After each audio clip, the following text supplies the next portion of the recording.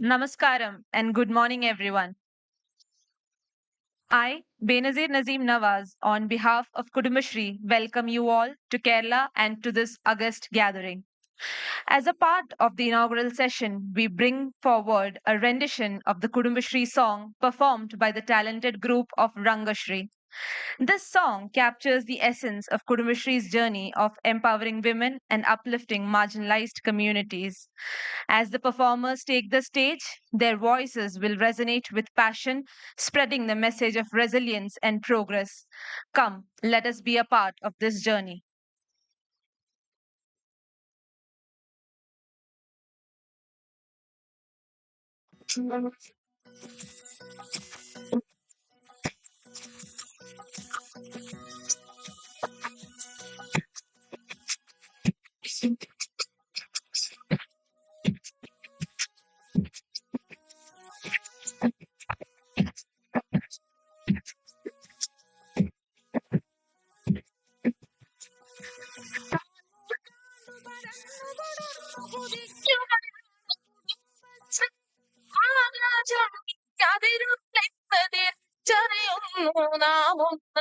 തിരിച്ചറിയുന്നു നാം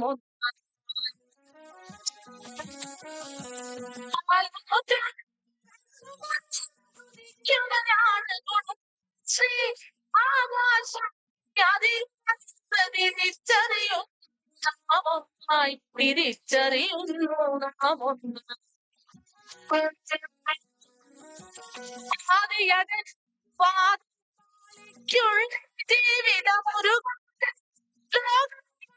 തിരിച്ചു തുറന്നു ചലിക്കുന്നു ഇത് പുതുതാൻ പാതിയടച്ചൊരു വാക്കിൽ പാലിക്കുൾ ജീവിതം ഒരു ലോകം തിരിച്ചു തുറന്നു ചലിക്കും ഇത് പുതുകാലം ചലിക്കുന്നു ഇത് പുതുകാലം ചലിക്കുന്നു ഇത് പുതുകാലം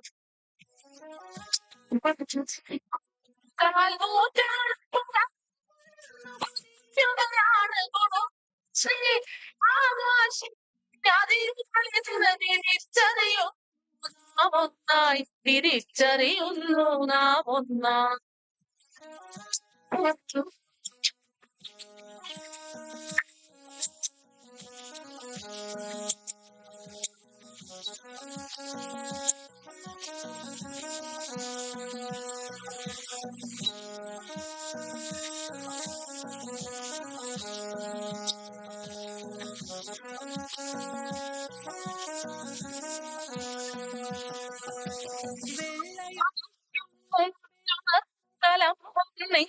അടുക്കളകൾ വെള്ളയുതിക്കും മുമ്പയുടെ കലം കൊന്നെങ്ങും അടുക്കളകൾ എന്നും പാതിര നേരം എണ്ണിത്തീരാ പണി മാത്രം എന്നും പാതിര നേരം എണ്ണിത്തീരാ പണി മാത്രം എന്നിട്ടും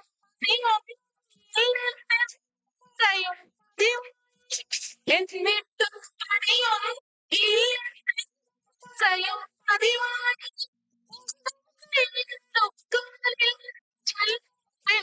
ദാരിദ്ര്യം ഒന്നും കയ്യിലും ദാരിദ്ര്യം ജന്മം പെണ്ണിന് ദാരിദ്ര്യം ജന്മം പെണ്ണിന് ദാരിദ്ര്യം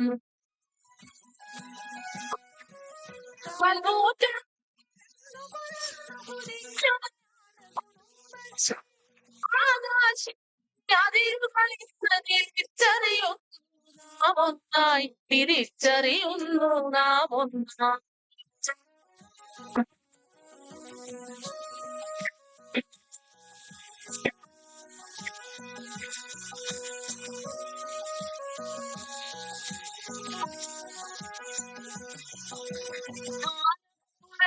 ഇന്നു തുടങ്ങിയതാണ് ഈ സ്ത്രീ ശാക്തീകരണം നാടും നഗരവും എന്നില്ലാതെ വളർന്നു തുടങ്ങി അയൽക്കൂട്ടം ആലപ്പുഴയിൽ നീ തുടങ്ങിയതാണ് ഈ സ്ത്രീ ശാക്തീകരണം നാടും നഗരവും എന്നില്ലാതെ വളർന്നു തുടങ്ങി അയൽക്കൂട്ടം സാമൂഹികവും സാമ്പത്തികവും ഉയർന്നൊരു സാമൂഹികവും സാമ്പത്തികവും ഉയർന്നൊരു ലോക മാതൃകയായി കേരളം എന്നതൊരു ലോകത്തിന്റെ മാതൃകയായി കേരളം എന്നതൊരു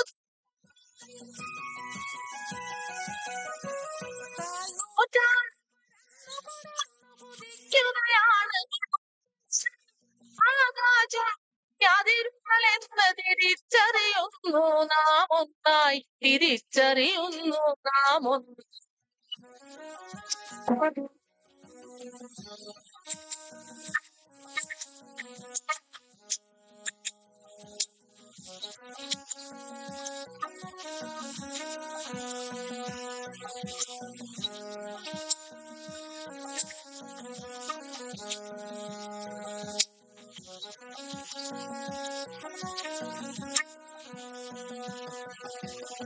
പ്രാദേശിക ഭരണ പകുതി സ്ത്രീകൾ തന്നുടെ നേതൃത്വം പ്രാദേശിക ഭരണ പകുതി സ്ത്രീകൾ തന്നുടെ നേതൃത്വം നാട്ടിൻ വികസന മേഖല മുഴുവൻ സ്ത്രീകളുടെ സാന്നിധ്യം നാട്ടിൻ വികസന മേഖല മുഴുവൻ സ്ത്രീകളുടെ സാന്നിധ്യം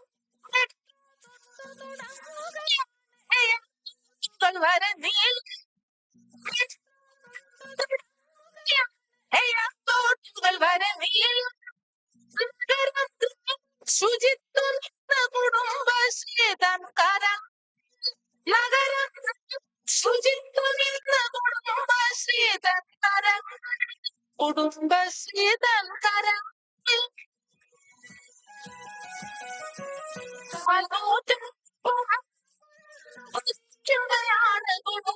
ശ്രീ ആകാശം അതിരുകളിൽ തിരിച്ചറിയുന്നു നാം ഒന്നായി തിരിച്ചറിയുന്നു നാം ഒന്നാം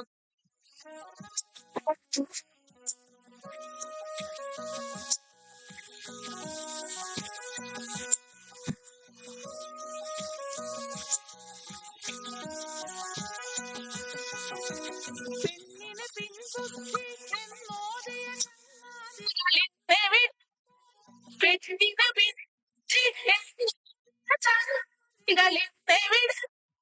പെണ്ണിന് പെണ്ണിന് ഒടിഞ്ഞവരെല്ലാം എവിടെ പോയി പെണ്ണിന് ഒടിഞ്ഞവരെല്ലാം എവിടെ നാടിൻ രക്ഷനാട് നാടിൻ നാളെ കൊടുക്കുവാശി നാടിൻ രക്ഷനാട് നാടിൻ നാളെ ഉദിച്ചതോരം പോലും മടക്കമില്ല കുടുംബശ്രീ ഉദിച്ചതോരം പോലും മടക്കമില്ല Kudumbashree മടക്കമില്ല Kudumbashree മടക്കമില്ല Kudumbashree മടക്കമില്ല Kudumbashree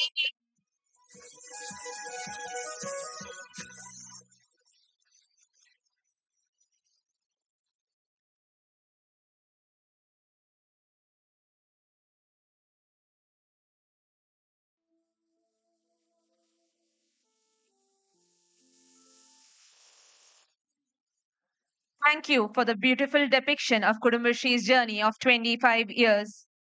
Bear with us while we clear the stage for the inaugural session.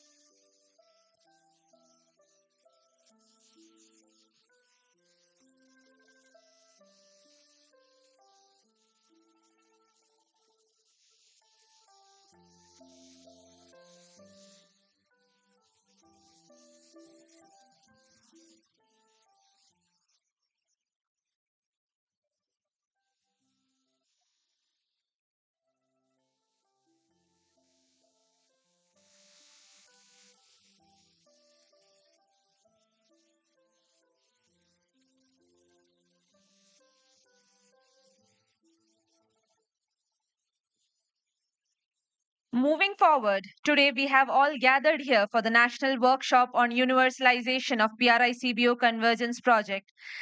10 years ago, a nationwide movement to promote convergence was set in motion with primary focus on citizen centric governance, improved service delivery, and ensuring rights and access to entitlements to all. The objective of this workshop is to provide a platform for all the participants gathered here to share their valuable experiences in implementing PRI-CBO Convergence Project. By sharing the learning from one another, we can find effective approaches, innovative practices, and solution to our common challenges faced during the implementation.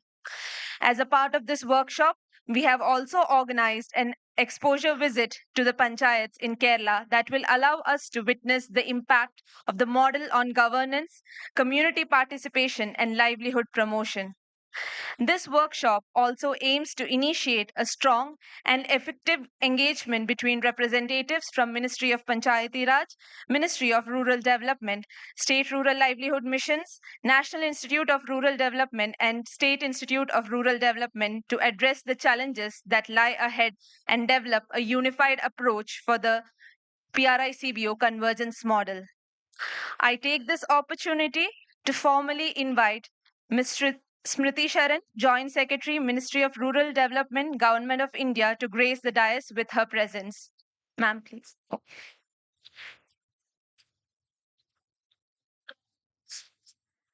I would request Sri S. M. Vijayanand sir, former Chief Secretary, Government of Kerala, to please join us on the stage.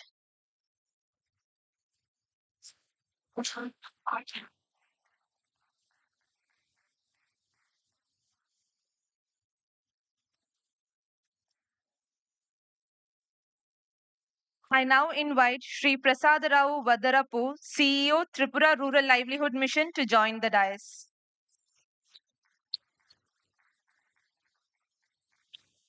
I would like to invite Sri Imtinella, Mission Director and Joint Secretary, Rural Development, Nagaland, to join us. I take up this opportunity to invite Srimati Krishna Barua, State Mission Director, Assam, to join us.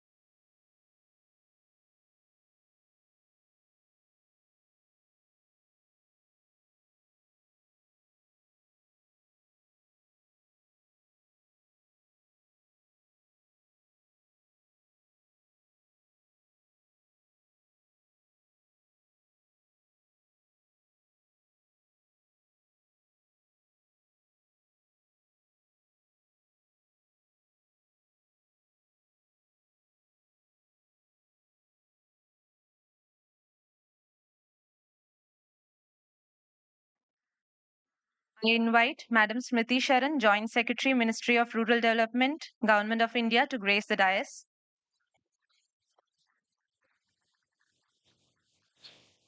I also request Ms. Usharani, Team Lead, National Rural Livelihood Mission, to also join with us on the stage.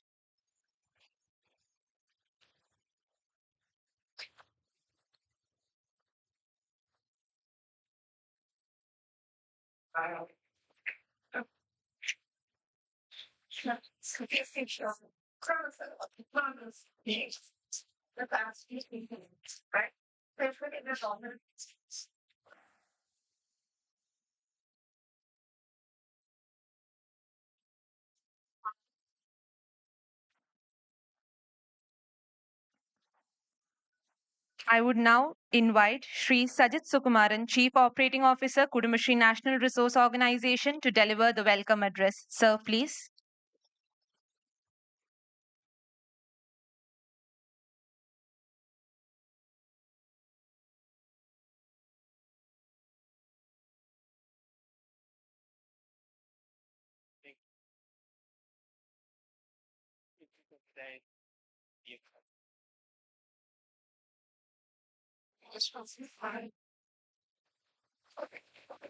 Dignitaries on the dais and dear friends, this is a special occasion for all of us when we hold this national workshop.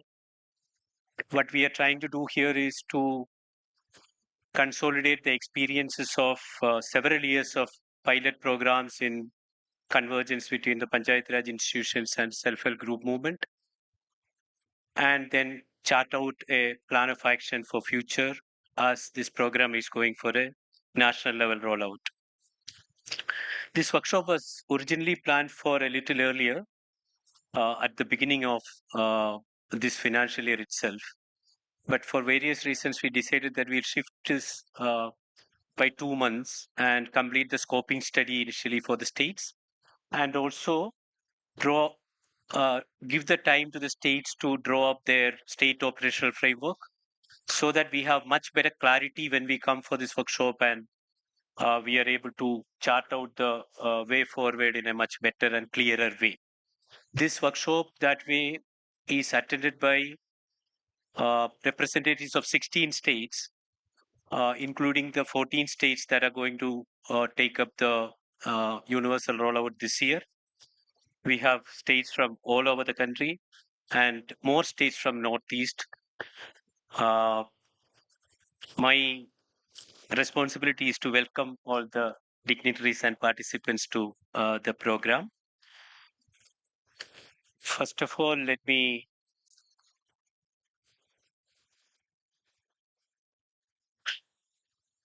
our Joint Secretary, Ministry of Rural Development, Smriti Sharan, ma'am is here. Uh, she will be sharing the perspective of Ministry of Rural Development on the national rollout of PRI-CBO Convergence and what it means to the country and the communities. I welcome you, ma'am, to this national workshop.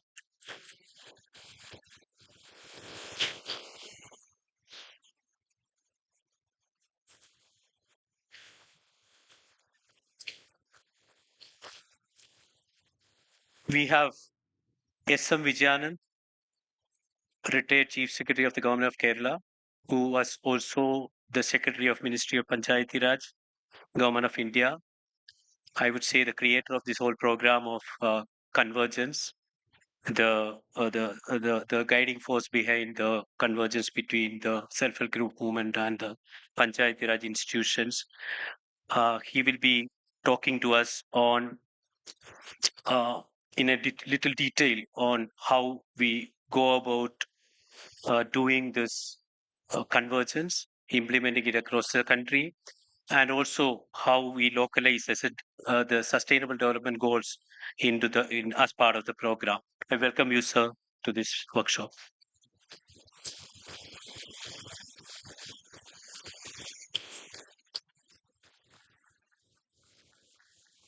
Shri Sunil Kumar, Secretary, Ministry of Panchayati Raj, will be joining us online from Delhi. In fact, We were expected to have secretaries also attending this session here, but because the parliament session is beginning soon, our secretaries will be joining online. Still, he will be speaking to us from Delhi. I welcome Sri Sunil Kumar IAS, Secretary MOPR, to this national workshop. Our Secretary of Ministry of Rural Development, Sunil Kumar IAS, will also be joining online. We had a plan to shift this workshop to Delhi in between because the parliament session was also announced. But again, somehow we decided to have it in Kerala to facilitate some fieldwork also in this. That's why Sunil Kumar, our secretary, could not attend this function physically. I welcome Sri Sunil Kumar IAS, Secretary MORD, to this national workshop. Joint Secretary, Ministry of Panchayat Raj, Vikas Anand, will also be joining us online from Delhi. I welcome Vikas Anand from Joint Secretary, Ministry of Panchayat Raj, to this program. We have 3 state mission directors attending this function, sharing the dais today. One is Prasad Rao, CEO of Tripura Rural Livelihood Mission.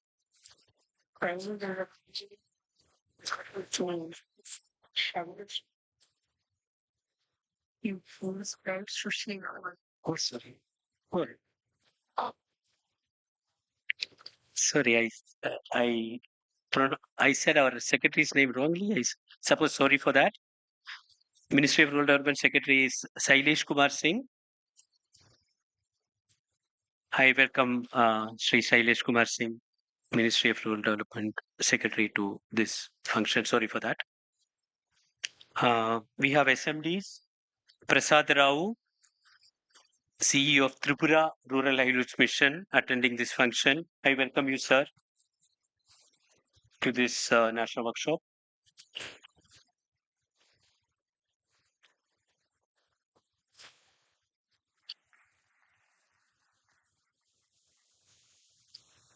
We have Imtinala, Joint Secretary Rural Development and Mission Director of Nagaland Livelihoods Mission. I welcome you, ma'am, to this national workshop.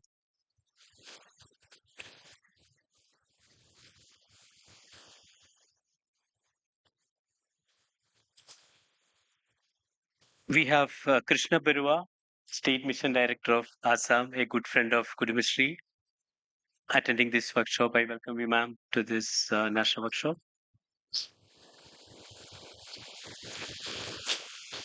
Usha Rani, ma'am, has been the guiding force strategizing and planning this convergence program since the beginning. I welcome you, ma'am, to this national workshop.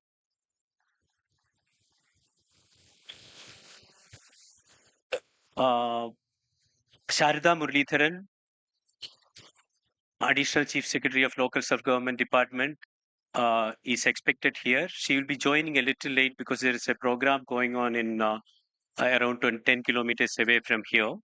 She will be joining us by 12:15, and I welcome Sharda Muralidharan also to this national workshop. I use this opportunity to welcome all the entire NRLM team, all the delegates from the partner states. We also have specially invited delegates from Assam and Jharkhand. We have experts and several other participants, Kudumbashree officers, Kudumbashree district mission coordinators, all our mentors and program officers of Kudumbashree, state program officers, managers of Kudumbashree. We also have the director of Kudumbashree attending this program. I welcome you all to this national workshop. Thank you.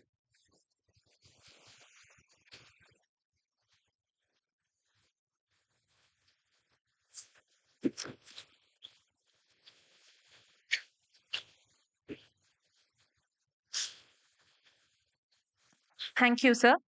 Before we officially begin the deliberations and discussion on convergence, the Assam State Rural Livelihood Mission would like to felicitate the dignitaries on the dais. I invite Srimati Krishna Barua ma'am for felicitating the JS ma'am.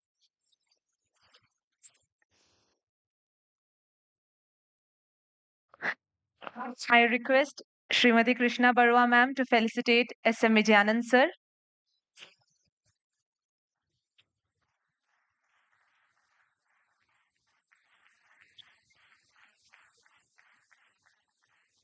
I request ma'am to felicitate JS ma'am.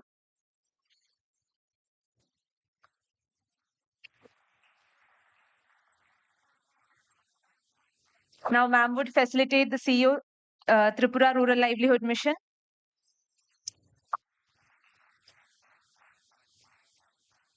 Ma'am would felicitate Nagaland SMD.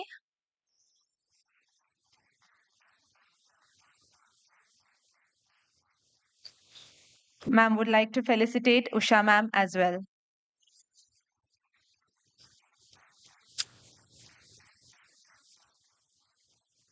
Thank you so much, Assam State Rural Livelihood Mission and Krishna Barua ma'am, for such an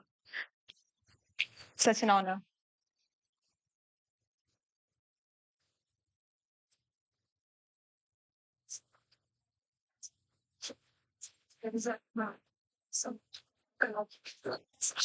So, the token of appreciations are not stopping.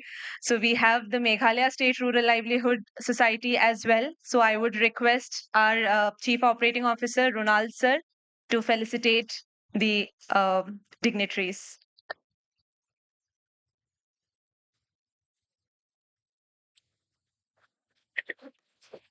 I request sir to felicitate Shri S. M. Vijayanand sir.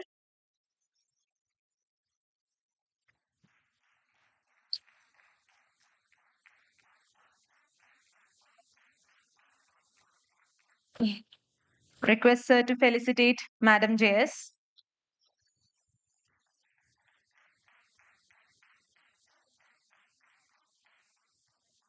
Sir would felicitate Tripura CEO.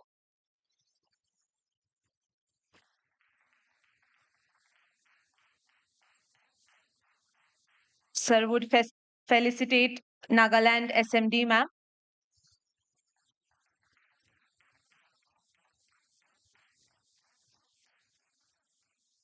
Sir would also felicitate Srimati Krishna Barua ma'am, Assam SMD.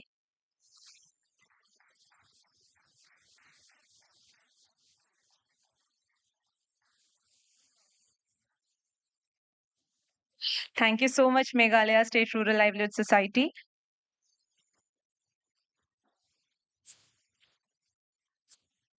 I take this opportunity to invite Ms. Smriti Sharan, Joint Secretary, Ministry of Rural Development, Government of India, to share with us the key objectives of the universal rollout of PRI-CBO Convergence Program. Ma'am, please.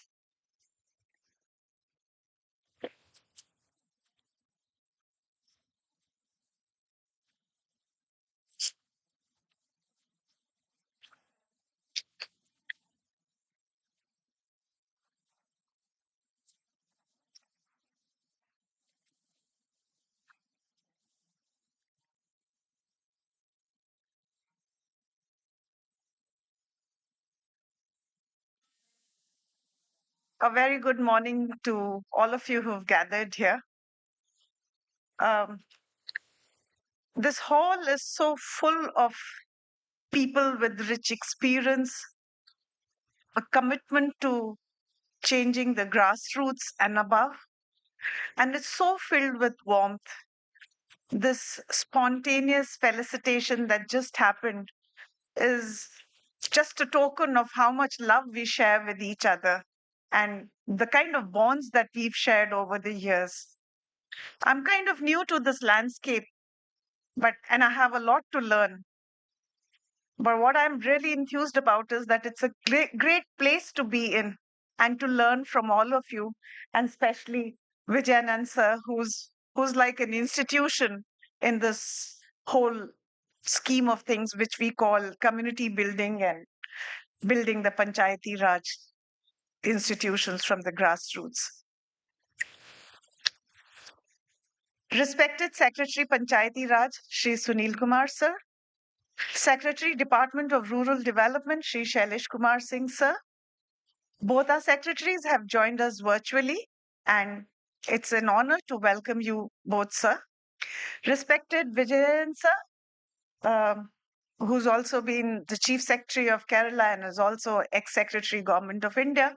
But most of all, he is a repository of knowledge and experience in all that we wish to learn and to imbibe. So a very hearty welcome to you, sir, here. Sarada Muralidharan ma'am will be joining us a little later. She's Principal Secretary, DOPR, and also the ED Kudumbashree. A welcome to you, ma'am. And my dear state CEO, SMDs, SPMs, the accompanying teams, participants from Ministry of Panchayati Raj, NIRDPR, SIRD, and the state departments of Panchayati Raj who've traveled from various states to join us here, and my colleagues from the NMMU. On behalf of Ministry of Rural Development, I welcome you to this national workshop on PRI-CBO Convergence and its universal strategy rollout. Colleagues, if you will recall, as we rolled in with the suitcases yesterday, we were given a very warm welcome by the Kudumbashree team. It is our turn to welcome the Kudumbashree cohort to this workshop today.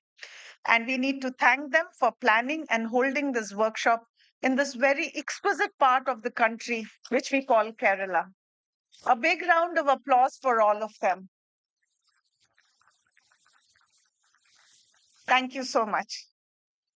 The Deen Dayal Antyodaya Yojana National Rural Livelihood Mission, DAY NRLM for short, is a flagship program of the Government of India which aims at alleviating poverty, create sustainable livelihoods, and all of this by building community-based organizations and institutions. As both Gram Panchayats and SHGs and the federations share a common objective of inclusive socioeconomic development of villages, it was recognized that a close partnership between the two, built on trust and recognition of mutual strengths, could enable us to localize SDGs and improve the development outcomes. It was envisaged that this partnership will enhance the performance, accountability, and transparency of the Gram Panchayats, that it would also bring democratic planning and decision making process at the GP level. Recognizing this need, MORD incorporated the PRI-CBO Convergence in the DAY NRLM framework for fostering a formal relationship between the local self-government institutions and community-based organizations. In 2012, Kudumbashree was recognized as the National Resource Organization to support states in implementing the pilot initiatives of this convergence. 15 states have piloted these convergence projects in selected blocks and GPs of their states. Concerted efforts have been made on intensive capacity building of SHGs and VOs and sensitization of the PRIs. Pilot projects successfully activated at the CBO network to take up development activities, enhance the participation of the community in planning and monitoring the community-driven development process. It built last-mile connections and brought direct improvement in the public service delivery. As a result of these pilots, a dedicated social capital of local resource persons has been developed in each of these blocks, and they will help in scaling up the pilots and shall play a very major role in establishing the universal strategy rollout. After analyzing the impact of the existing PRI-CBO convergence, drawing lessons from the VPRP rollout across the country, MORD has decided to roll out the PRI-CBO convergence across the country in a phased manner. This universal strategy aims at four things: develop the democratic ability of the SHG Federation, increase the engagement with local governments to enhance the service delivery mechanisms. Third is to strengthen institutional platforms of convergence, and then develop a pool of state and local resource networks to facilitate the field implementation. In the current year, 17 states, all of you are present here in the room, so a big responsibility falls on your shoulders. So the 17 states present here shall be implementing the universal approach in the selected block over the next 18 months, after which the program will be scaled up in the next 2 to 3 years to all blocks of by the state SRLMs. These 18 months will serve as a learning ground for the states to test the operational framework, contextualize the interventions, develop appropriate policies and systems for efficient implementation and monitoring. This workshop brings us together to show experiences, insights, and best practices. There is a half day field visit which has been organized in the second half today, which will help us observe the tangible benefits and the impact of the PRI-CBO convergence. Also, it shall promote a deeper understanding of the practical aspects of implementing the universalization model.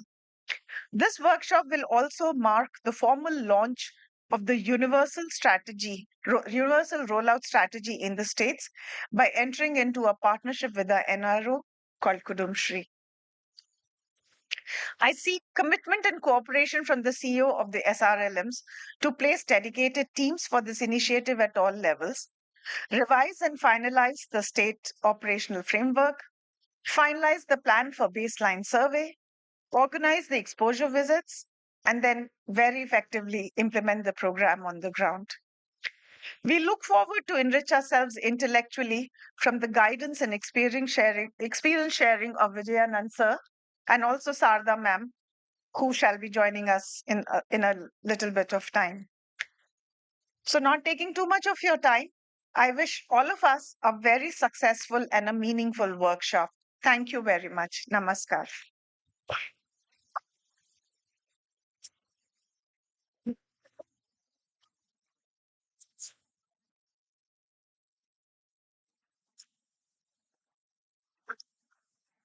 Thank you, ma'am, for your words and setting the tone for this workshop.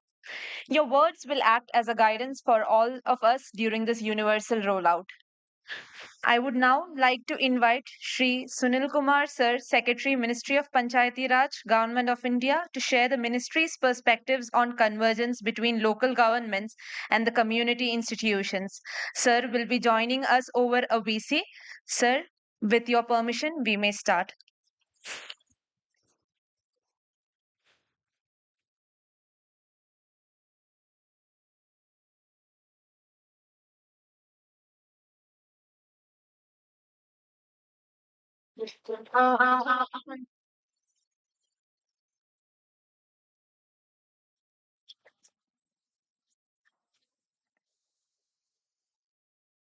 I'll inform you, sir.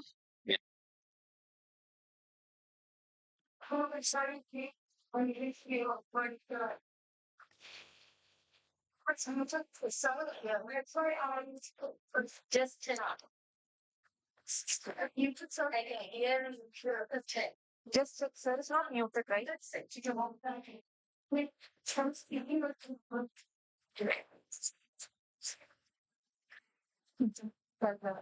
is not on here. Secretary, sir, please give us a minute. There's a technical glitch here. Check. Someone's muted, Secretary. Sort for that. Sir,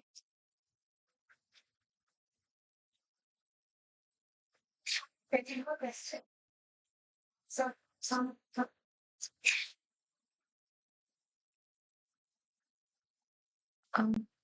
Sir, are you able to hear us?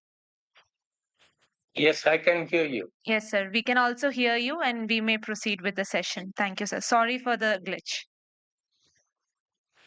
So, first of all, a warm welcome to all participants in this national workshop on PRI-CBO Convergence, which is being organized by the Ministry of Rural Development in collaboration with Kudumbashree, Government of Kerala. A warm welcome to Shri S.M. Vijayanand, who, as was mentioned earlier, is an institution in himself who brings to the discussions a large repository, a wealth of knowledge, a wealth of experience, and a vision. So I'm sure that his guidance will be extremely useful to all participants. On the issue of PRI-CBO convergence, the foundation that was laid, say, about a decade back, and which has gained momentum in the last 7-8 years, and as was rightly mentioned, Sri Vijayanand, as Secretary Panchayati Raj, Government of India, was a key player in that. We believe that now the time has come when this convergence needs to be institutionalized, sort of accepted wholeheartedly in all parts of the country, and taken to the next level. Over the last few years, Gram Panchayat Development Plan, GPDP, has now sort of entered the lexicon. People across ministries, across departments, they are now recognizing and seeing the value in Gram Panchayat Development Plan. Likewise, the People's Plan campaign, the Vibrant Gram Sabha campaign, all these are now sort of catching the interest of other stakeholders. All of us know that the Panchayati Raj institutions are the third tier of government and a constitutionally mandated one at that. It's been over 30 years since the 73rd Amendment, and now we can say that the PRIs are at the takeoff stage. In several states, 21 states to be precise, you have more than 50% reservation for women, and the number of women elected representatives now exceeds 46%. It is extremely heartening to learn that several women leaders have risen from the ranks of self-help groups, particularly Kudumbashree, and are now occupying positions as elected representatives in panchayats at all three levels, and some are even now getting elected to the legislative assemblies. That is perhaps a fitting response to the PRI-CBO convergence, the process that was set in motion over the last 15-20 years, and in which Kerala has played a pioneering role. In recent times, both Ministry of Rural Development and Ministry of Panchayati Raj, we have been actively promoting this convergence. The role of self-help groups, their federations, in the preparation of GPDP and now Block Panchayat Development Plan and District Panchayat Development Plan is well recognized. Inclusion of VPRP, that is Village Poverty Reduction Plan, as part of GPDP has been made mandatory. But it is still a work in progress. There's a lot that needs to be done to improve the quality of GPDP, and likewise the Village Poverty Reduction Plan, so that these do not remain mere wish lists, but reflect a broader vision to transform the panchayats, to transform the community.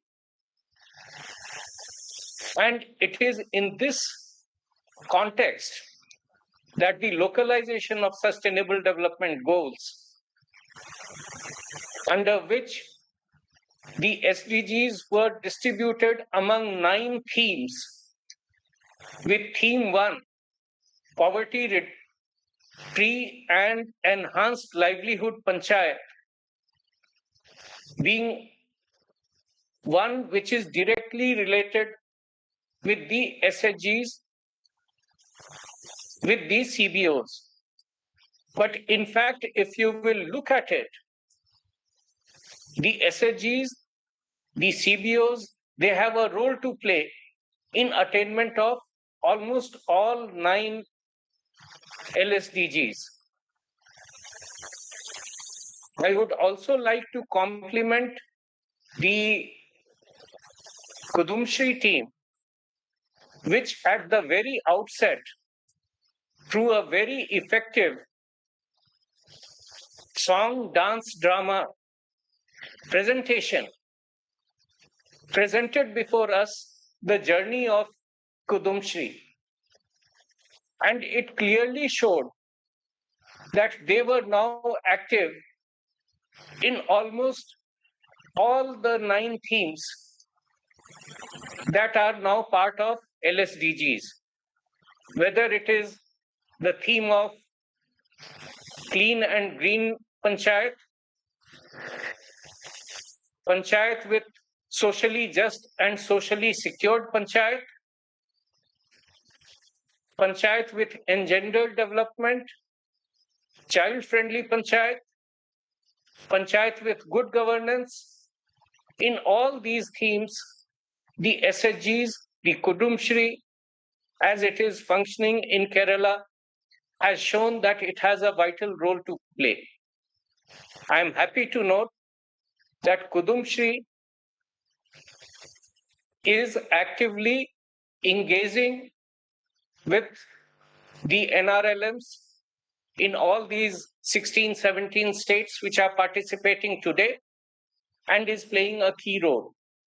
There's a lot that has to be learned or that can be learned from the Kudumbashree experience, from the Kerala experience. I'm also happy to note that the delegates will be visiting panchayats in the afternoon and seeing for themselves as to how this convergence is coming out. At this stage, I would also like to indicate that recently Ministry of Panchayati Raj has launched the Panchayat Development Index, wherein 144 targets, 577 indicators, and 688 data points have been enumerated. And all these targets and indicators are related to the 9 LSDGs. And on these, the performance of each panchayat would be evaluated. In this exercise, we have received tremendous support from different ministries and governments, departments at the national level.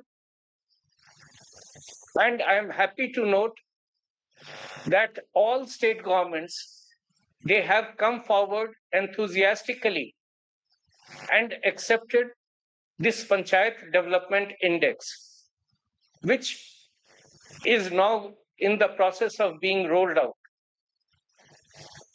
It is also heartening to note, and you would be happy to know, that on 134 indicators, we are getting data directly from different portals of Ministry of Rural Development through API. So the information or the data that is being furnished from the field to the national portal will need not be again filled up for working out the Panchayat Development Index. That we have ensured we will receive the data through API from the portal of Ministry of Rural Development.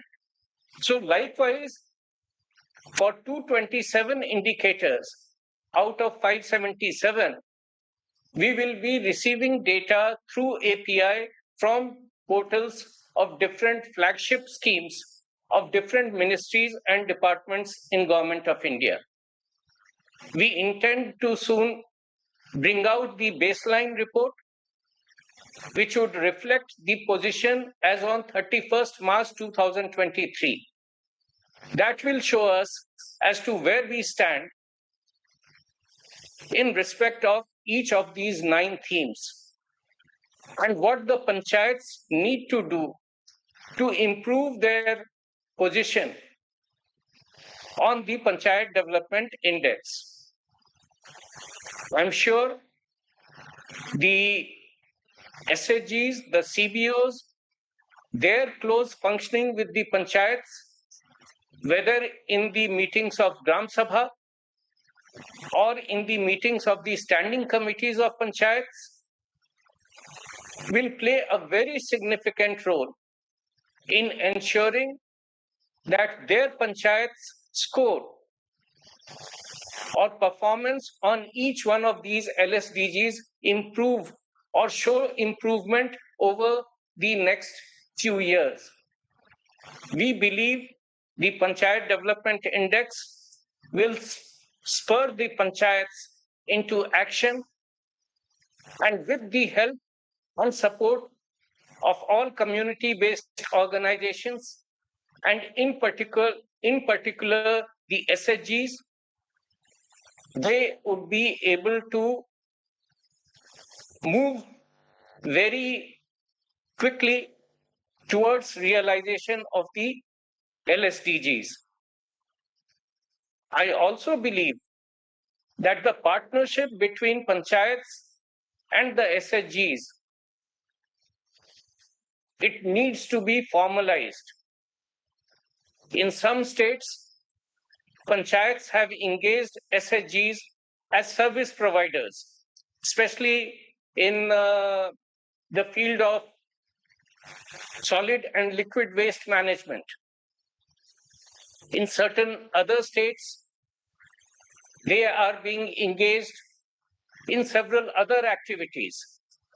And in Kerala, they are being engaged for running a whole sort of plethora of programs in partnership with the panchayats. It is important that the SHGs and the panchayats, they have a clear understanding of their roles and responsibilities. We would be shortly coming up with service level benchmarks for water and sanitation. And where SHGs are engaged as service providers, they would know as to what are the benchmarks that they need to adhere to if their panchayat is to be ranked as the best as far as provision of those services are required.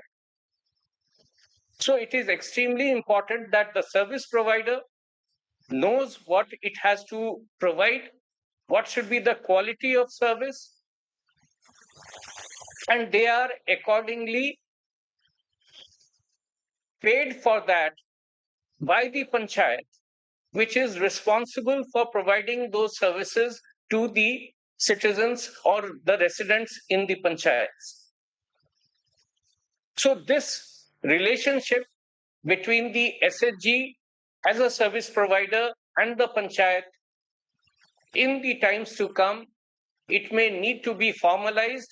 They may need to enter into a formal contract, service contracts, so to say. Going forward, it is possible that 5 years down the line, some panchayats may enter into a partnership with these SHG federations, and there could be a panchayat SHG federation partnership in economic activities. What form it will take, that is for us to deliberate and discuss upon. But going ahead, that seems to be the logical way forward.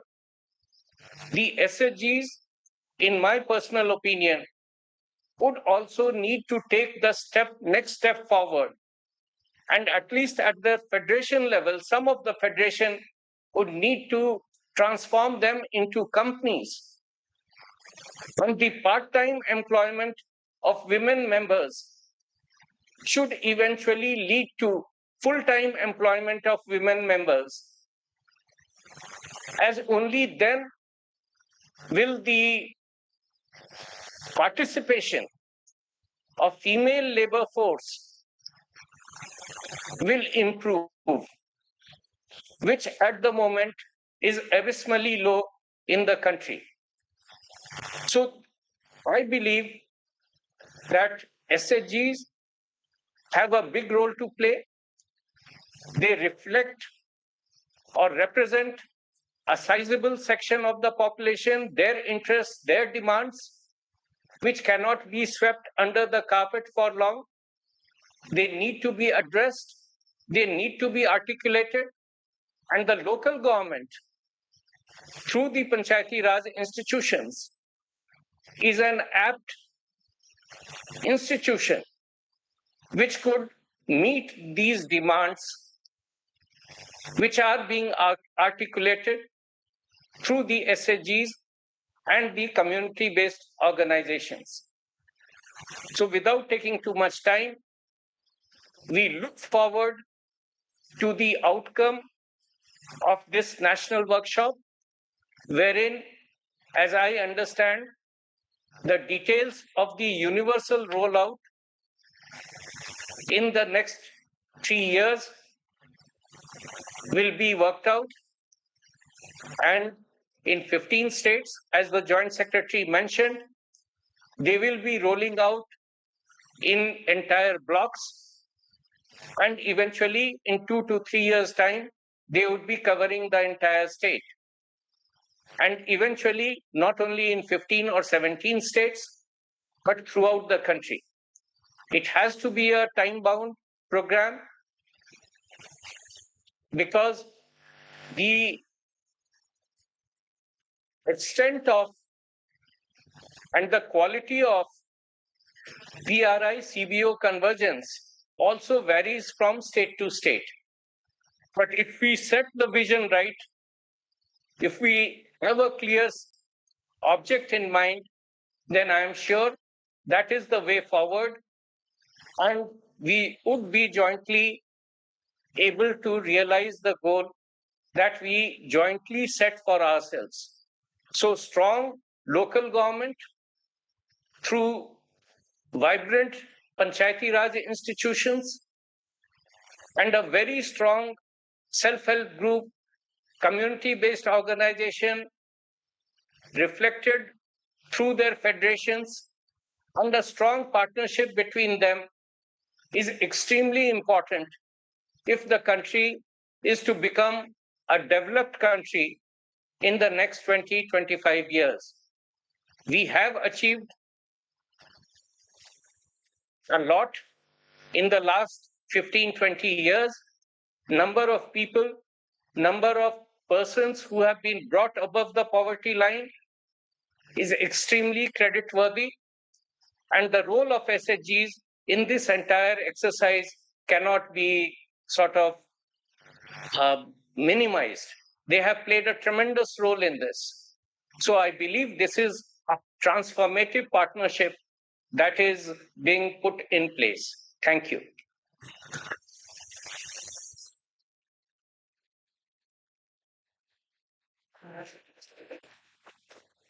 Thank you so much, sir, for your valuable insights and kind words.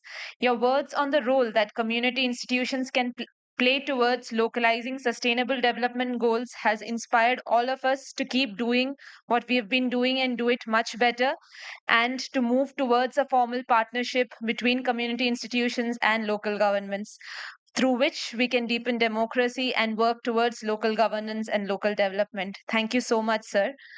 I take the honor to invite Shri Shailesh Kumar Singh, Secretary, Ministry of Rural Development, Government of India, to address the gathering, the relevance and importance of convergence between PRIs and CBOs.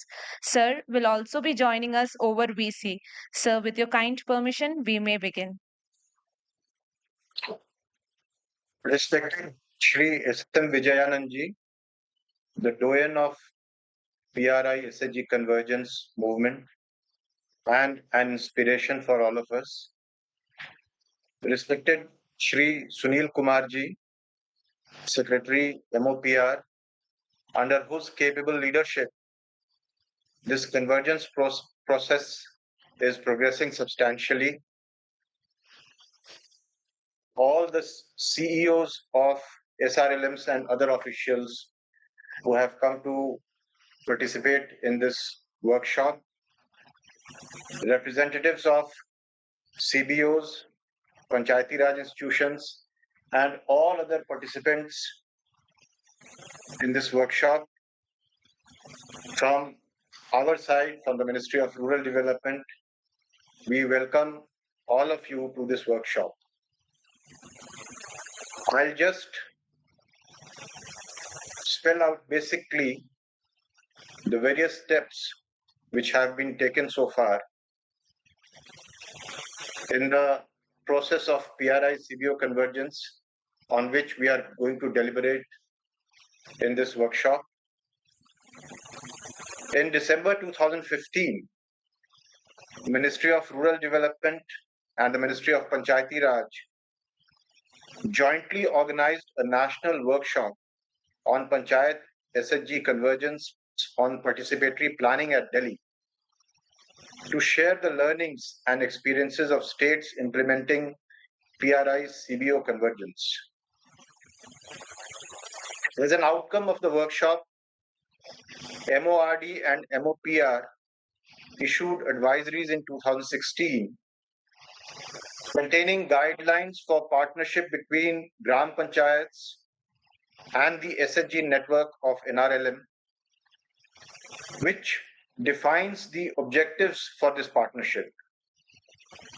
This partnership is envisaged to empower the poor to know, to demand and to access their rights and entitlements, include the poor and vulnerable sections of the community in the local development process and enable them to benefit from it,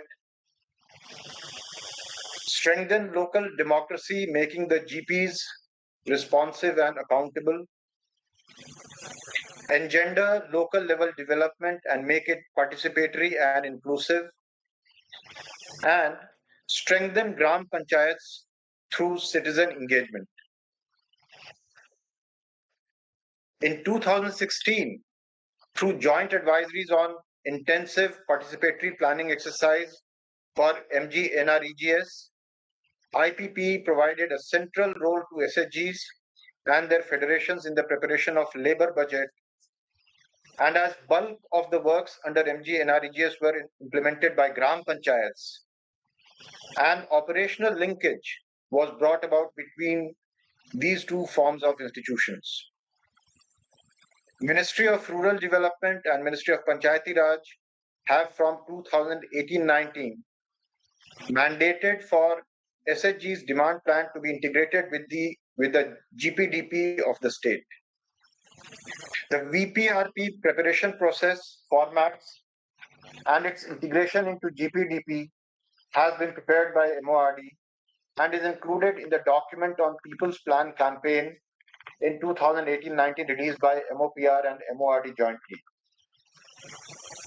In this context, SHG leaders or community resource persons, that is 2 SHG members from each Gram Panchayat, have been identified and trained on the GPDP planning process in day NRLM intensive blocks in 2019-20.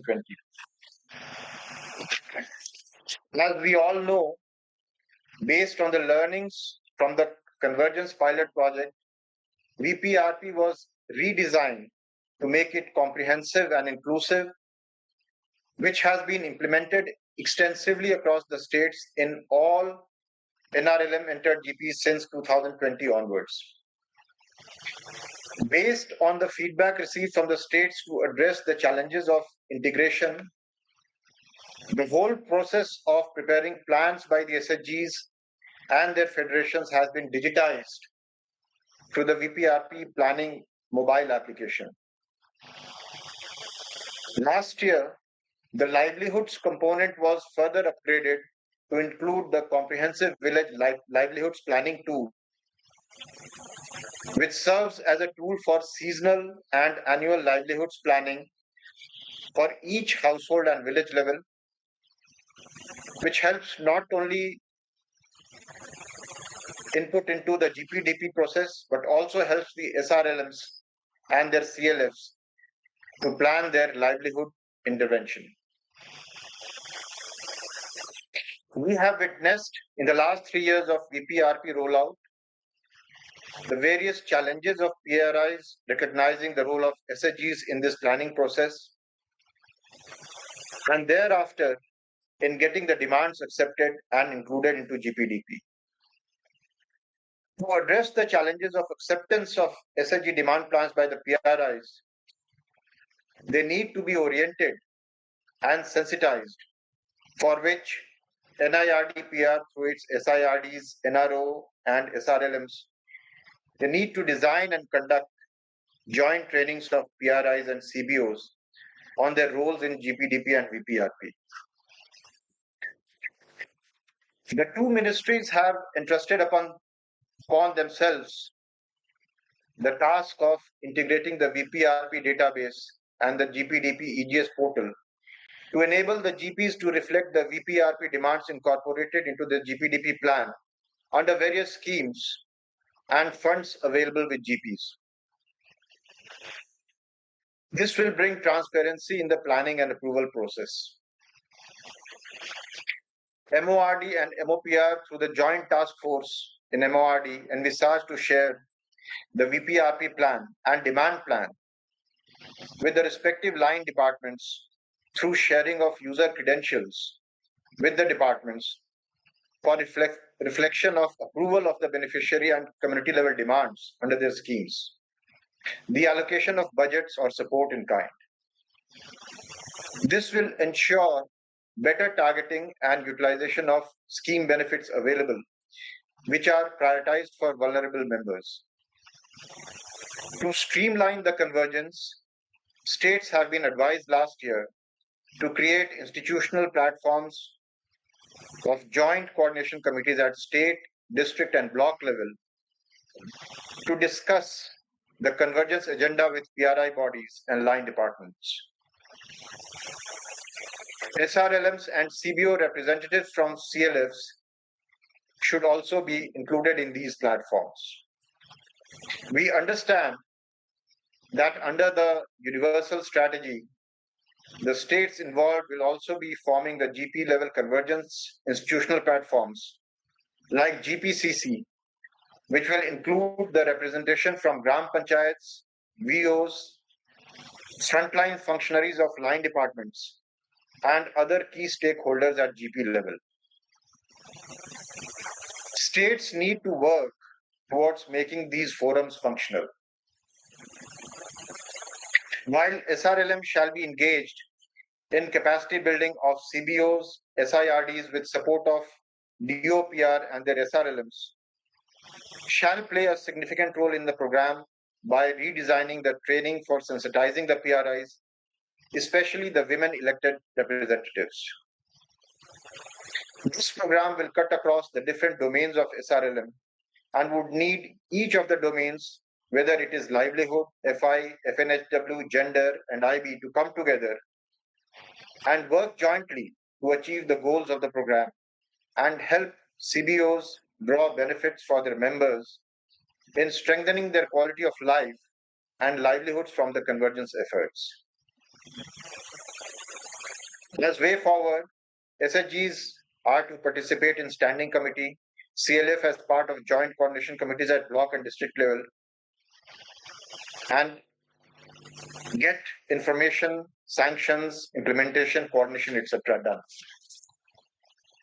This workshop will attempt to sum up the on-ground experiences of case NRO, multiple stakeholders from all pilot states present here today, Kerala community networks and PRI bodies, and impact of the PRI-CBO Convergence project in these states across diverse regions of the country, the methodology used, processes followed, challenges, and success stories, and put forward a new perspective for universalizing these measures both at the central and state level. I wish this workshop all success. Thank you.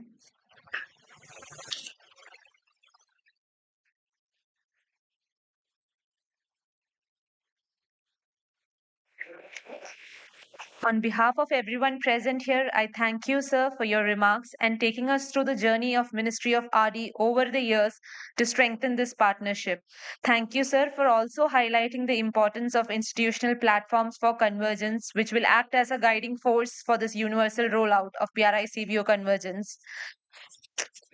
We have recently gotten to know that Shri Vikas Anandji, Joint Secretary, Ministry of Panchayati Raj, Government of India, will join us tomorrow post lunch. So we'll have his session tomorrow, and we are looking forward to have sir over here and to have deeper discussions on PRI-CBO convergence.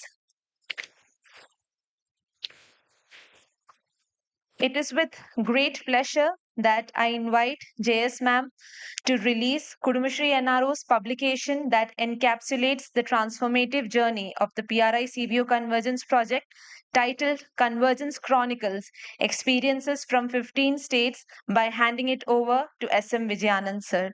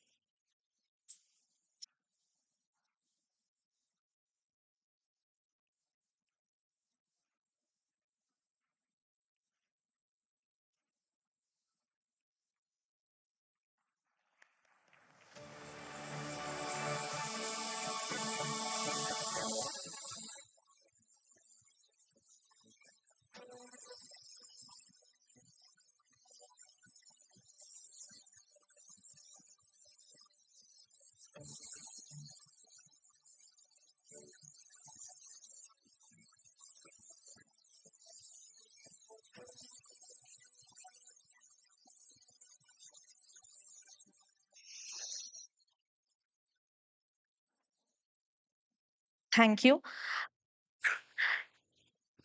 To formally initiate the partnership between the state SRLMs and Kudumbashree NRO, we have the honor of inviting representatives from few of our states here to partake in the MOU signing process.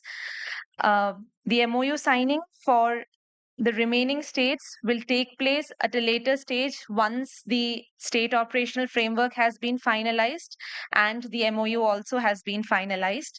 I would take this opportunity to first invite our director, Kudumbashree, Shri Anil P. Antony, to be on the dais, sir, for the MOU signing.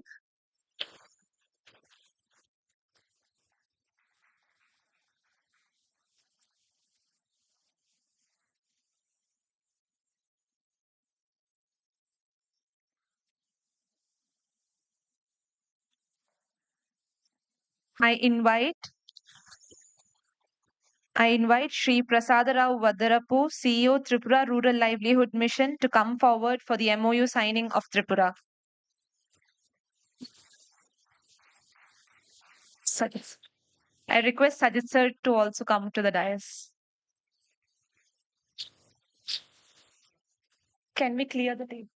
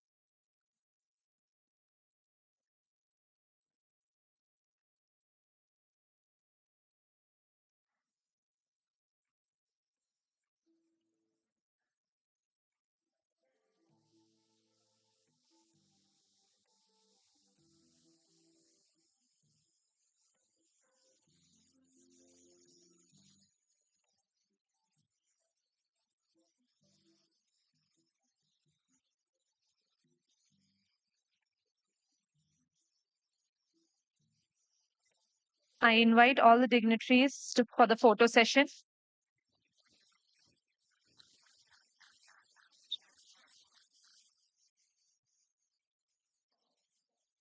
Thank you so much, sir.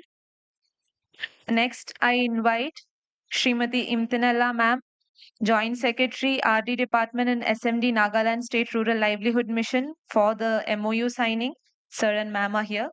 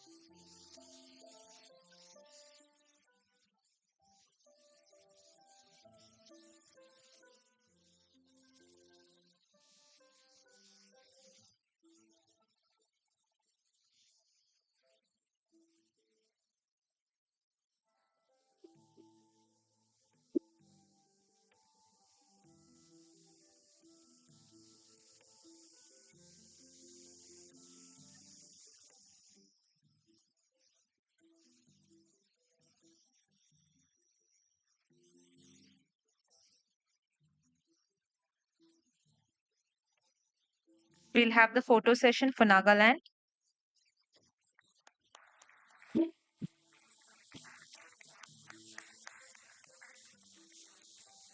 Thank you.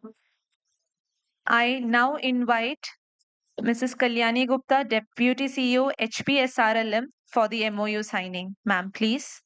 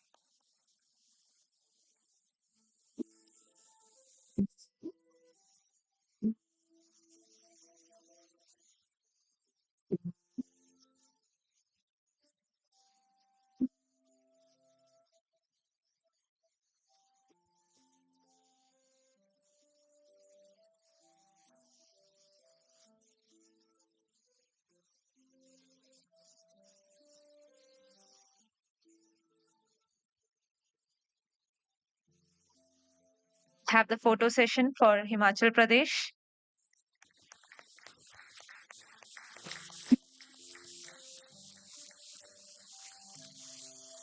I now invite Sri Ronald, Chief Operating Officer, Meghalaya State Rural Livelihood Promotion Society, for the MOU signing.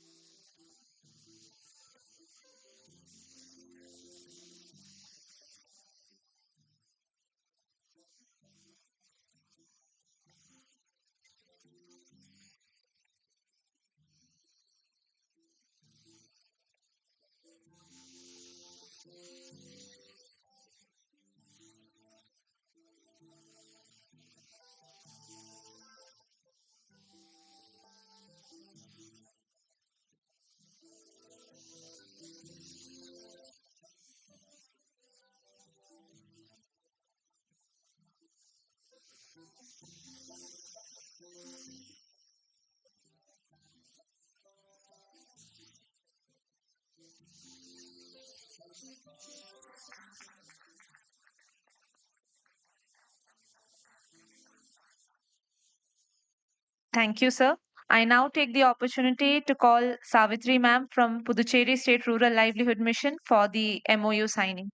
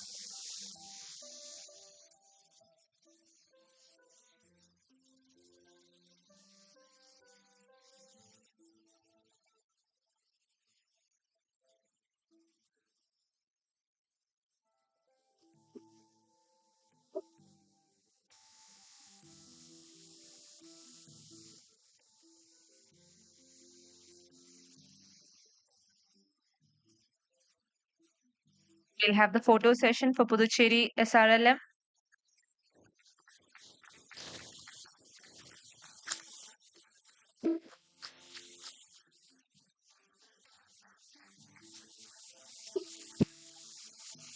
Thank you so much to Tripura, Nagaland, Himachal Pradesh, Meghalaya, and Puducherry. We shall now break for tea. We have also curated an exhibition to showcase the journey of PRI-CBO convergence across 15 states. We hope the exhibition and the publications presented in the exhibition will throw light on the impact of the convergence program over the past 10 years.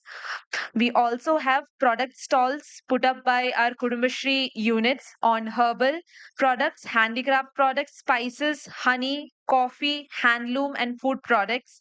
Uh, the spices, honey, and coffee are from the Attapadi special ME units, so you may visit the stalls. We shall gather back for the rest of the ceremony at 11:40 a.m. Thank you.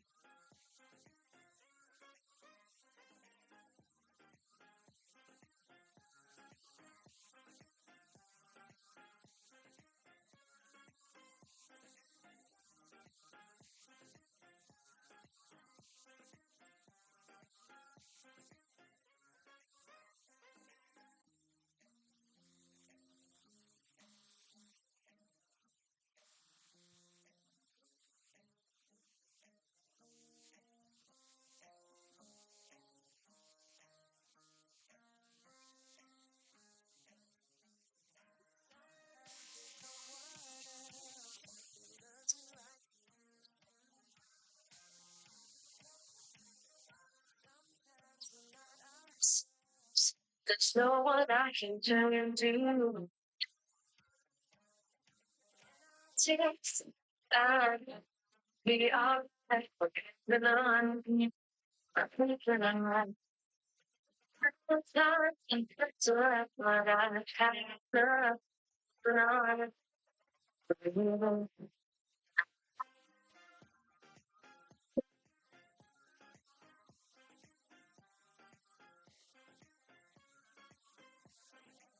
I request everyone to please gather back and message your state representatives as well to join.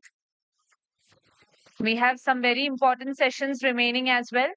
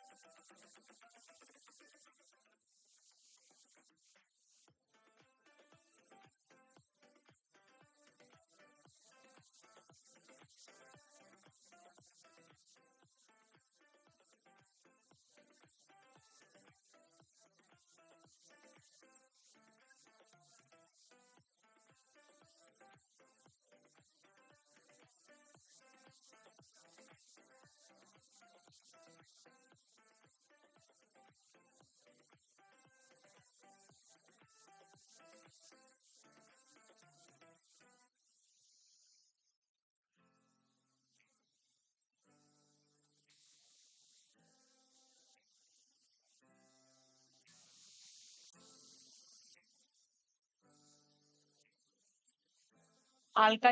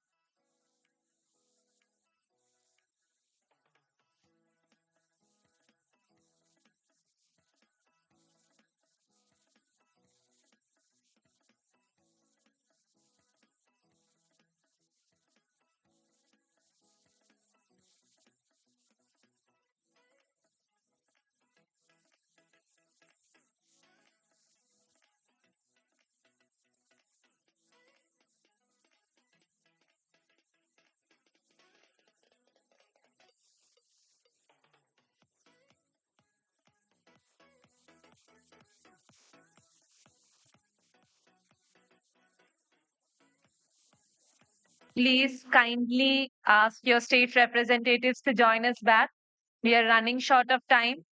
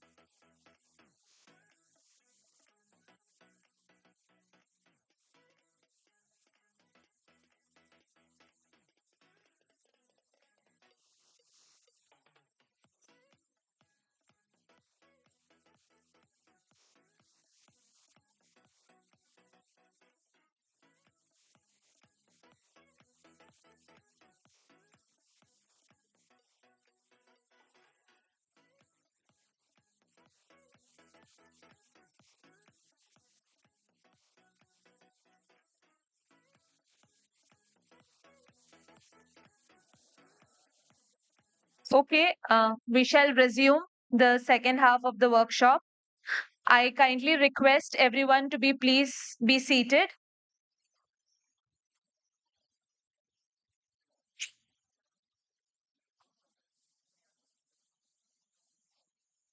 As we mark the beginning of the technical sessions of this workshop, we will have lighting of the lamp ceremony for the technical session. I request the dignitaries to come back to the dais.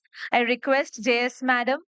I would request SM Vijayanand Sir, Usha Ma'am, SMD Assam, CEO Tripura, and SMD Nagaland to kindly join us for the lighting of the lamp ceremony.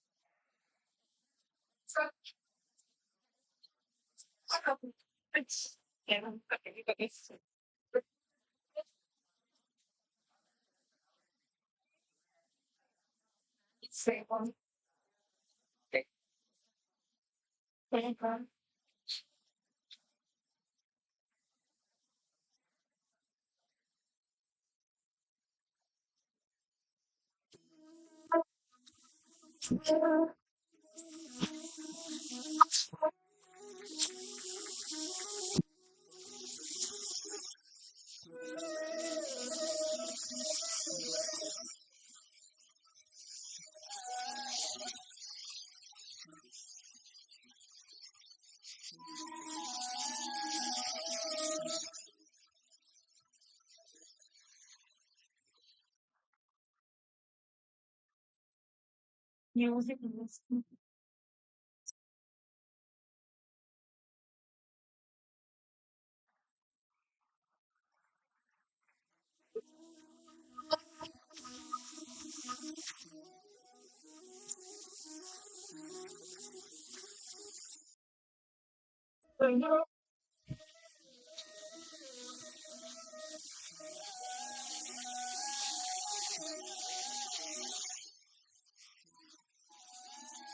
Thank you, everyone.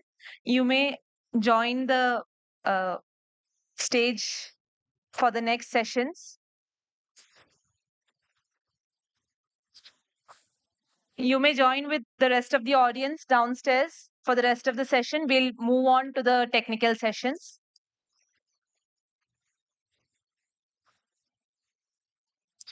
It is with immense pleasure that I invite Sri S.M. Vijayanand, former Chief Secretary, Government of Kerala, to share the pathways of collaboration between the Ministry of Panchayati Raj and Ministry of Rural Development. Sri S.M. Vijayanand sir, having worked with both the ministries in different capacities, will also be able to throw light upon how the collaboration between the institutions can localize the SDGs. Sir, with your permission, we may begin.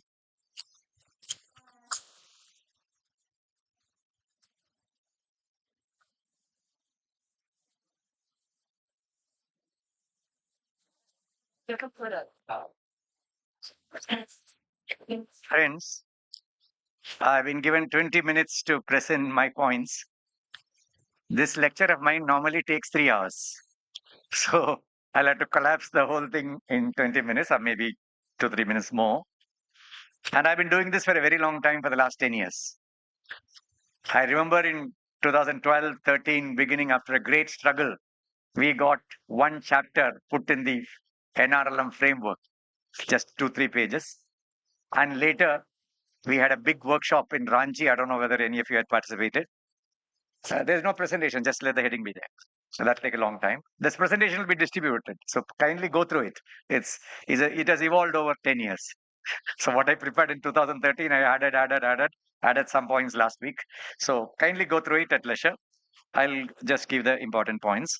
So I'm very happy at this thing because over 10 years, I thought it's too long. Now I realize 10 years is not too long a period in government.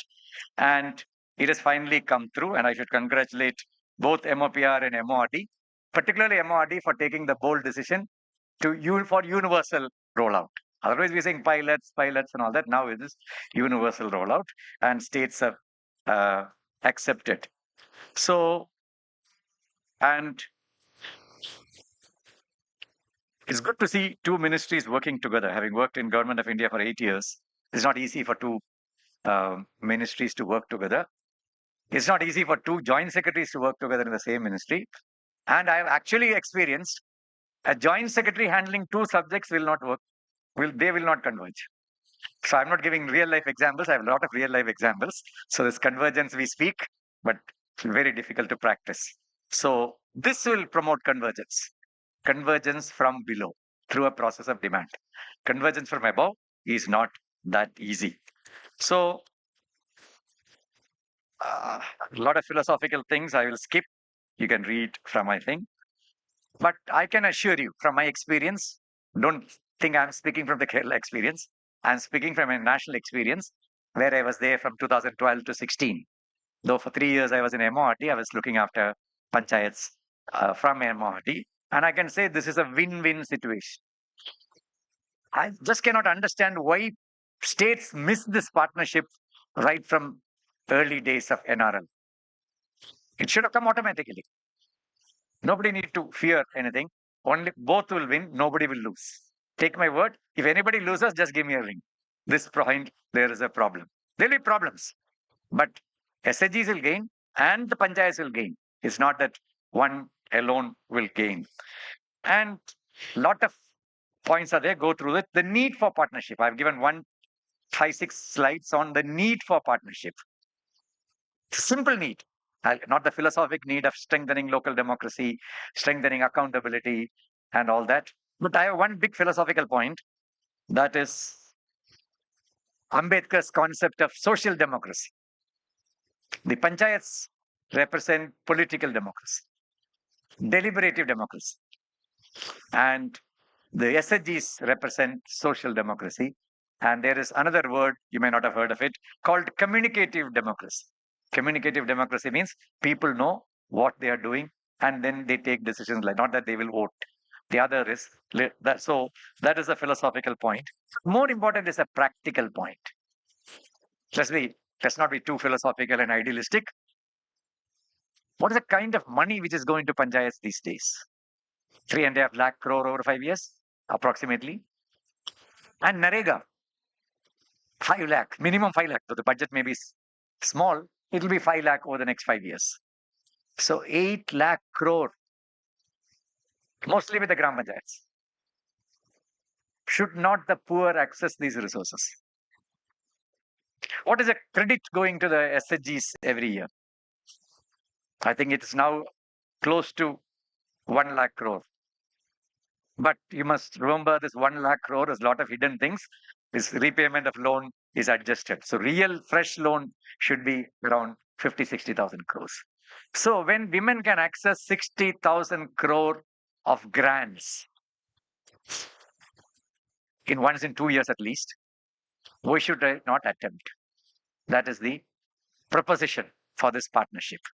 Then of course, panchayats also will gain a lot. Women groups can be service delivery agency, as was mentioned. They can strengthen Gram Sabha.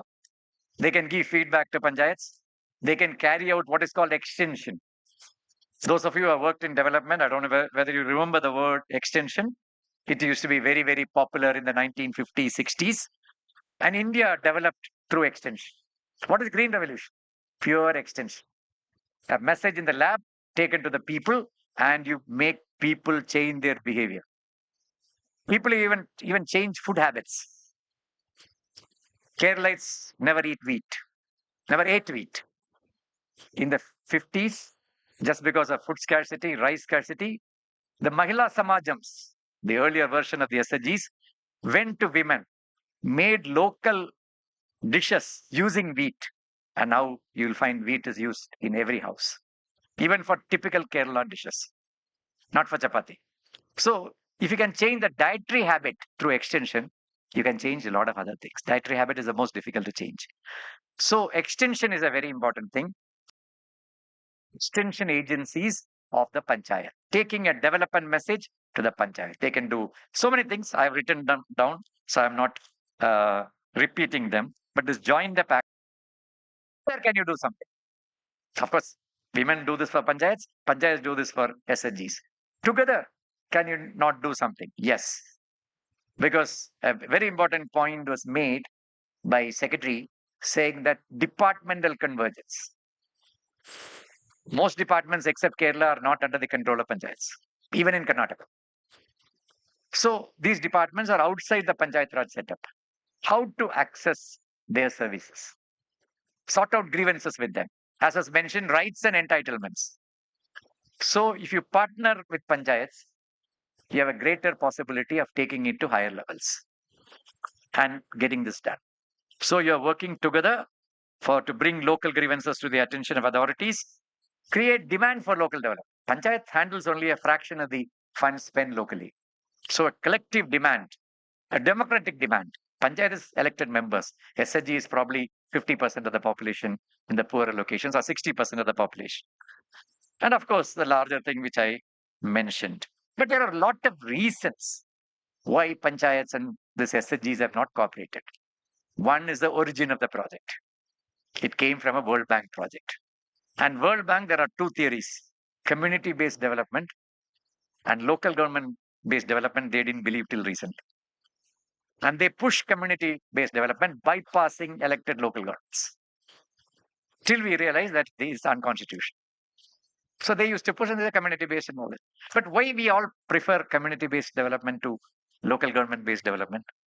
A lot of reasons. Some of them justified, some of them fears. Pardon me for saying something. We are all very comfortable with SHGs. We are not very comfortable with Gram Panchayats. So officials, SHG will be obeying anybody. We all say women's empowerment, but when an NRLM officer goes, the SHGs treats them like a feudal lord. Even in Kerala, even in Kudumbashree. But panchayats will never do that. They think that they are a local government and they will talk to the collector also as equals. Not only in Kerala, everywhere. So we are not very comfortable with that panchayats. Second, that is a positive thing. That's a thing. The other is panchayats are very difficult to deal with. They don't have the capacity. They may take long time to do. So World Bank project, 3 years, these are the deliverables. You can't do it through panchayats. So you need a SHG system. Panchayats will be a little messy and they will play around. There's corruption, a lot of negative things also. So there was a fear that working with panchayats will corrupt NRL. So when I was trying to incorporate the 2 pages into the NRLM framework, a lot of fears were expressed. Our attention will get distracted. What is our attention? Thrift and credit and saving. Yeah, thrift is savings. Our attention is not development. Shouldn't the attention be development rather than thrift and credit is a small portion of development coming out of poverty. But unless you access all the development things, it's no development. What did COVID teach us? COVID taught us that health is part of livelihoods. I'm not mentioning names. A senior livelihood functionary, I will not mention where. I said health, public health, not the curative health.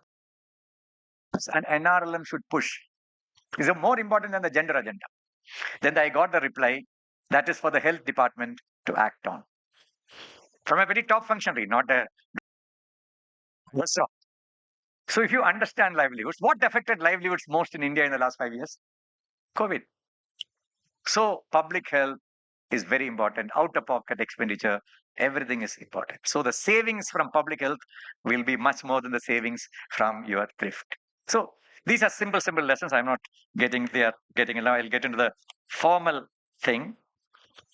And a caution, since I am from Kerala cadre and I worked here for a very long time, whenever I go and make a presentation, they'll say, sir, it'll work in Kerala, it'll not work in our state. It's a common thing I've got, but let me tell you, I'm not going to give you the Kerala experience. It's very little difficult to do. But find out how Kerala did it. The structural relationship between the SHG and this thing. And there's a conscious decision in 1997. We will work together, but not one under the other. That's an important principle. They will not work under the panchayats and panchayats will not work under the SHGs. We will work together for common good. And it's a rule-based working. It's not that casual kind of working. Of course, it has to evolve and relationships are very important, but it has to be a rule-based structured partnership. Unless you have that, this will not work. Who will do what? We will not know. So financial linkages, development linkages, geographical linkages, institutional linkages, we can develop it, and all of them will be state specific. And Kudumbashree experience has been positive, very positive. Exact number I forget, but at least 1/3 of the elected members of local governments are from Kudumbashree background. And Kerala has 54% women in the. So what does it say? Somebody who has gone through the SHG route, all the meetings, this thing, prepared the poverty reduction plan. When she gets into the, it's in the Jilla Panchayat also, up to the Gram Panchayat. She gets into the Jilla Panchayat.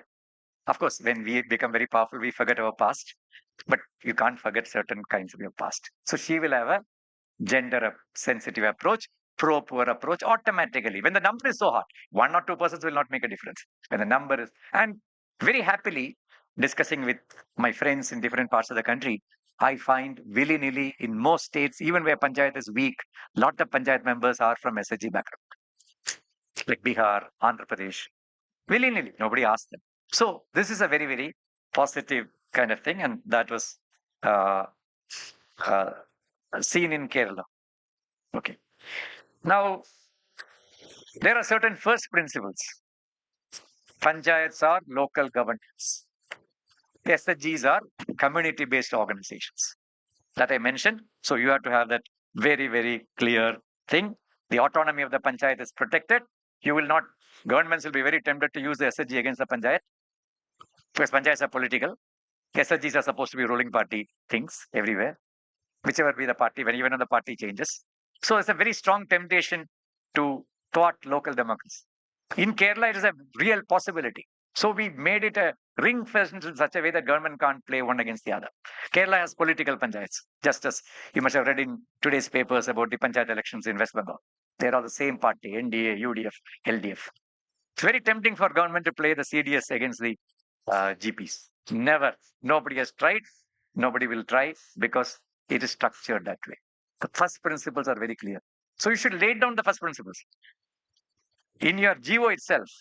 Nowadays, modern laws, if you read a modern law, like let's say the Juvenile Justice Act, it lists out the principles. So your government order should start with the principles.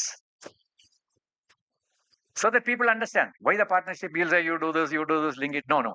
This should come out with a principle. They can, as I told you, a lot of things can be done, what SHGs can do, what this thing to do. But now I will come to the most important part of my talk, what the states should do. And I was part of a committee set up by MORD on the HR of panchayats.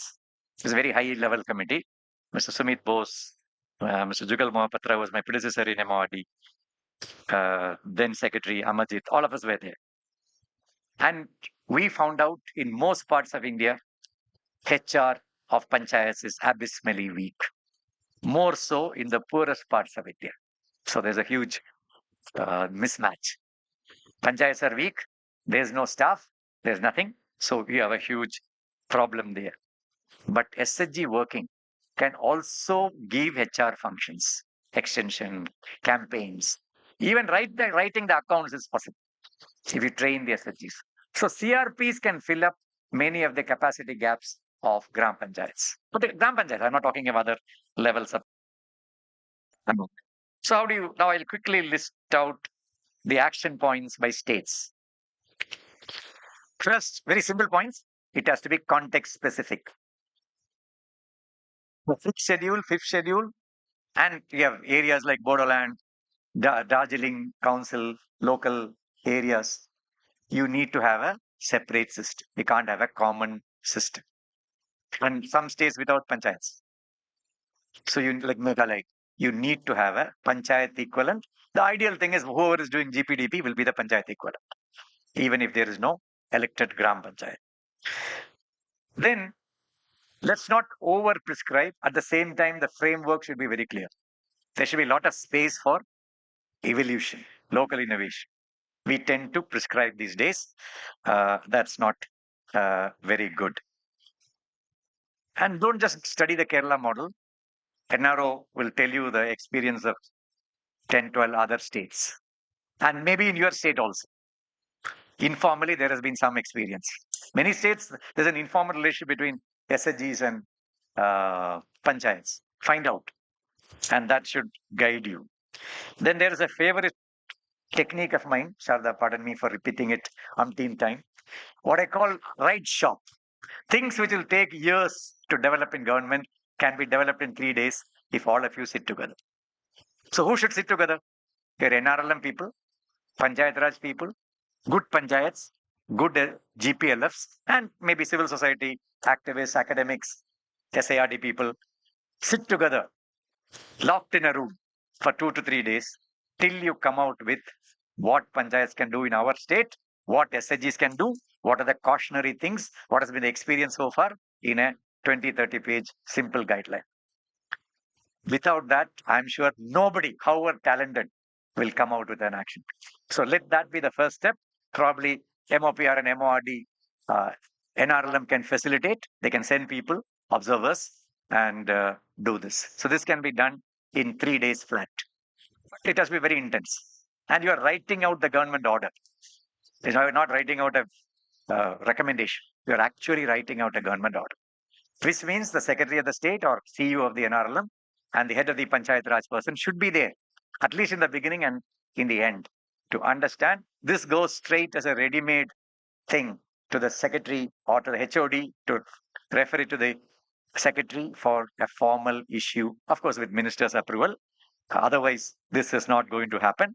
We spent 10 years, we'll spend another 10 years trying to come out with the other pictures.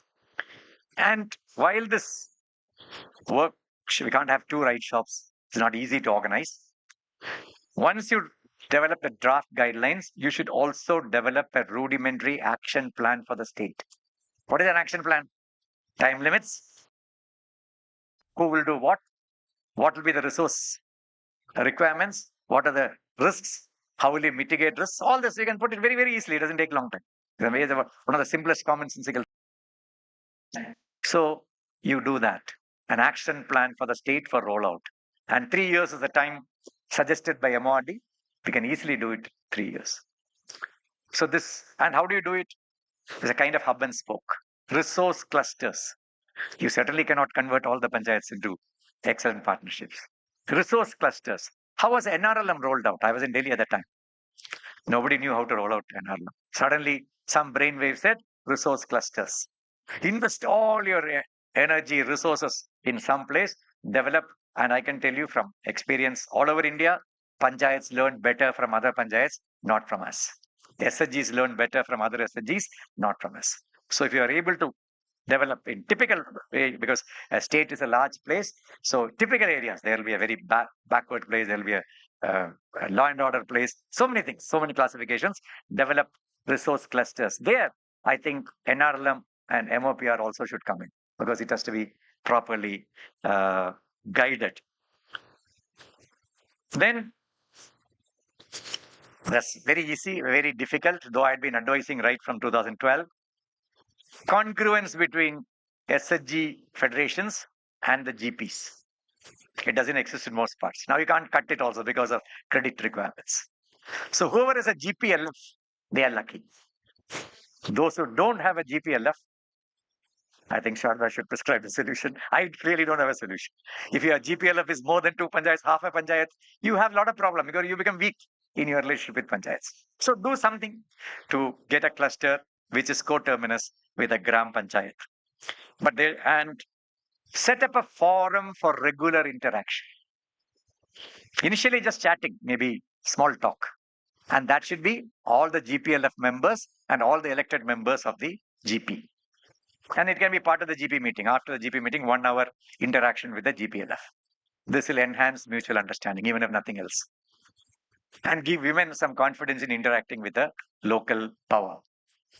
Then, make the GPLF leaders members of all committees in the village, whether it is under the panchayat or not.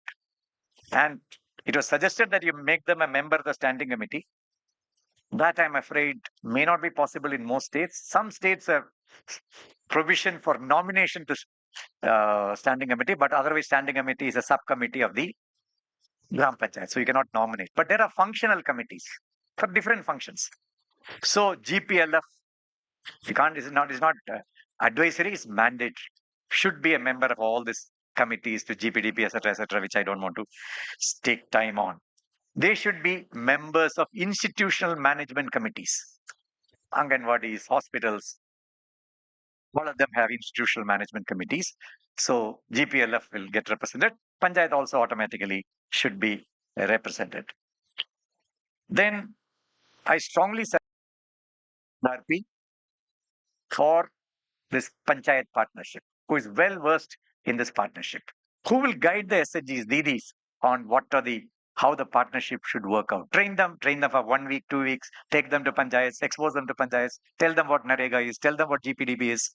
Then they know. Otherwise, what will you ask in GPDB? You'll ask wishful things. So a CRP, well trained, who understands Panchayats, by sitting with Panchayats maybe for 2 weeks, is very, very critical for this partnership to emerge. Then something which we decided in Ranji 10 years back, Panchayat partnership will be one of the mandatory sutras of the SHG. Whether you have a Dasa Sutra or Pancha Sutra, one should be local governance, partnership with Panchayats. So that what is the meaning? You discuss every week. In a minute, nothing. This year, nothing to do with Panchayat. But it is minuted, discussed every week as a mandatory sutra. Similarly, Narega also should be part of the sutra. You can just combine it with Panchayat. Otherwise, how much pending arrears, whatever things your women's group should write. This is very simple. The states can do it. Then a structured capacity building program. 2 3 minutes on that. How do you build the capacity of these two? One, resource cluster and learning from each other. CRP. Maybe you can use cluster facilitation teams if good CSOs who believe in this partnership are there. Of course, many good CSOs would be happy to work with this CBI, CBO Panchayat partnership. And also, joint training is very useful.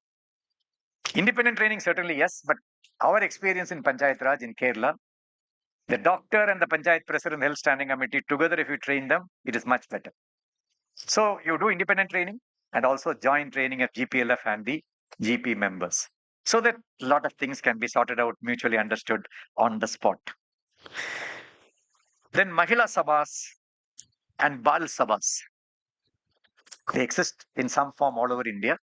They could also be linked to this partnership, so that Mahila Sabhas will ensure the Gram Sabha and all that.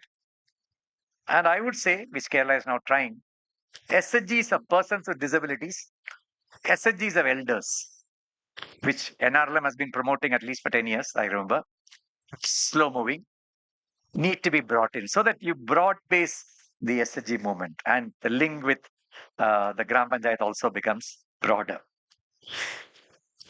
Then a very, very important point, have I run out of time?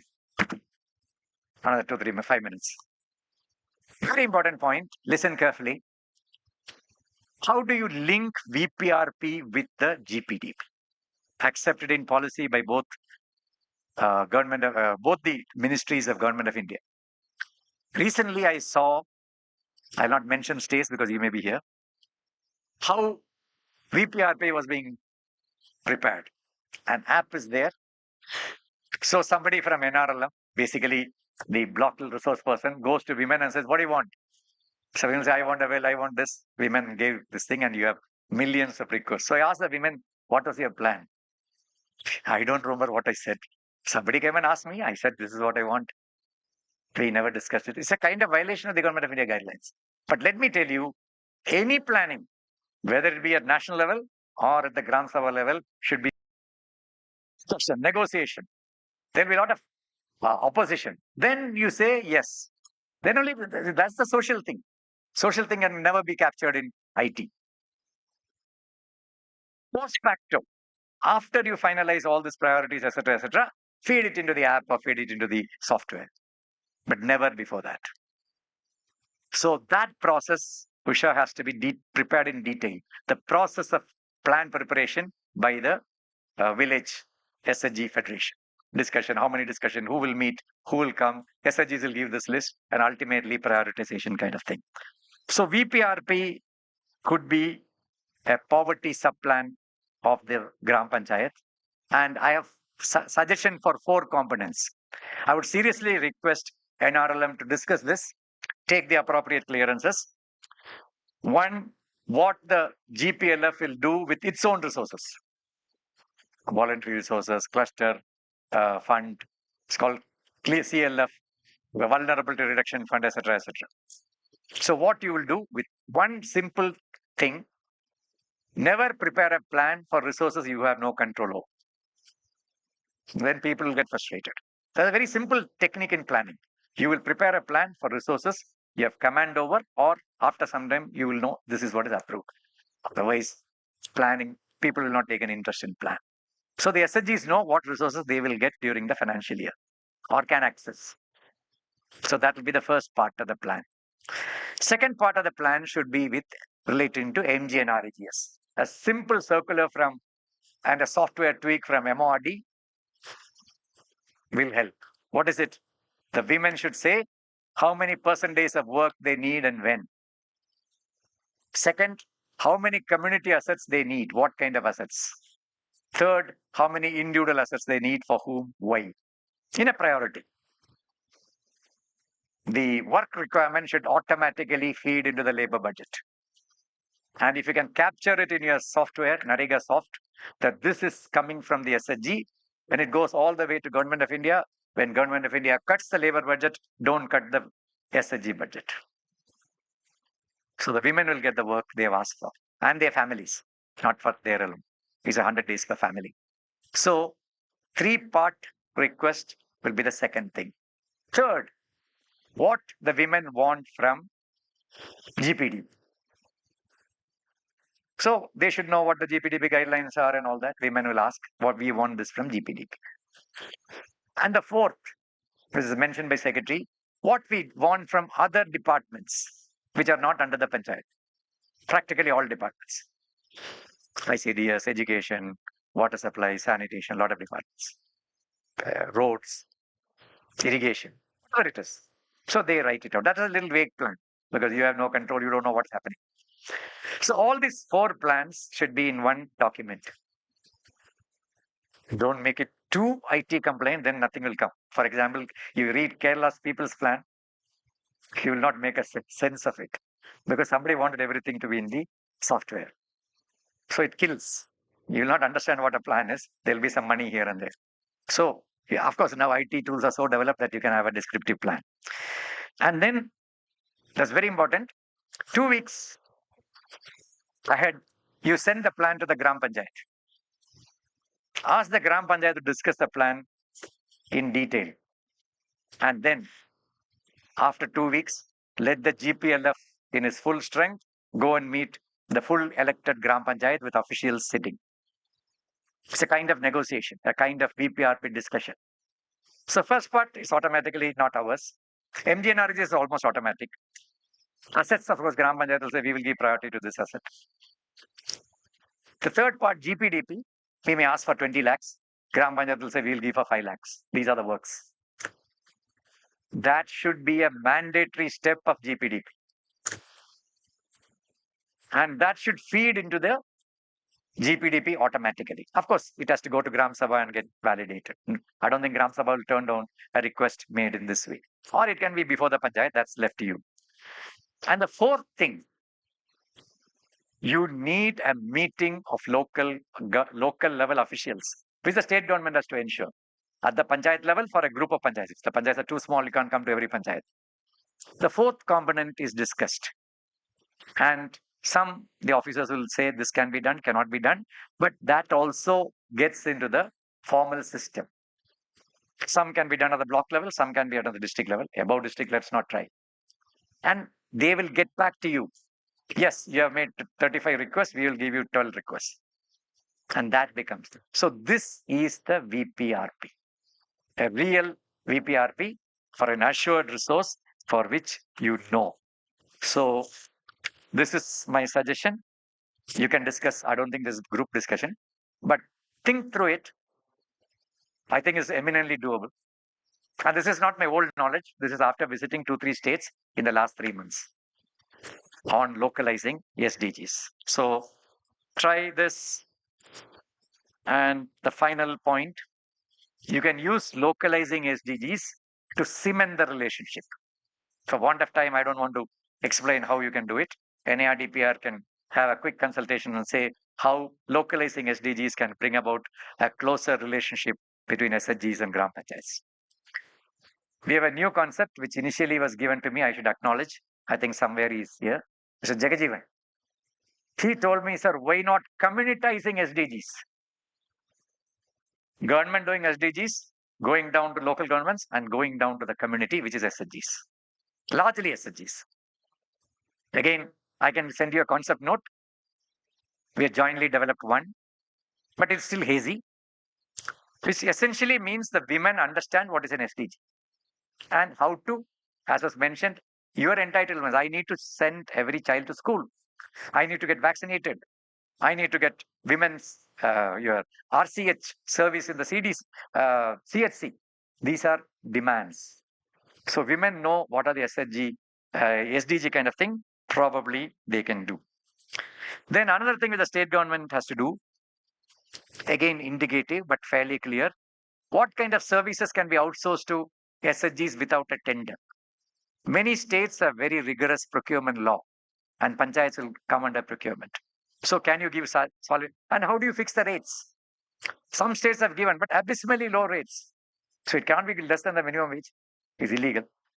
So, and at the same time, it has to be viable because people will not give you 500 rupees for solid waste management. So this is a very important thing. Rates to be fixed, which can be done only at the state level for each of the services which panchayat. The women should make some money, decent money, not too much money. While panchayat, they do the panchayat services. Then something which a bee in the bonnet, low cost, no cost activities, which SHGs can do, panchayats can do to bring about this partnership. Thousands of things you can write, taking children to school and ensuring non-dropout, etc., etc.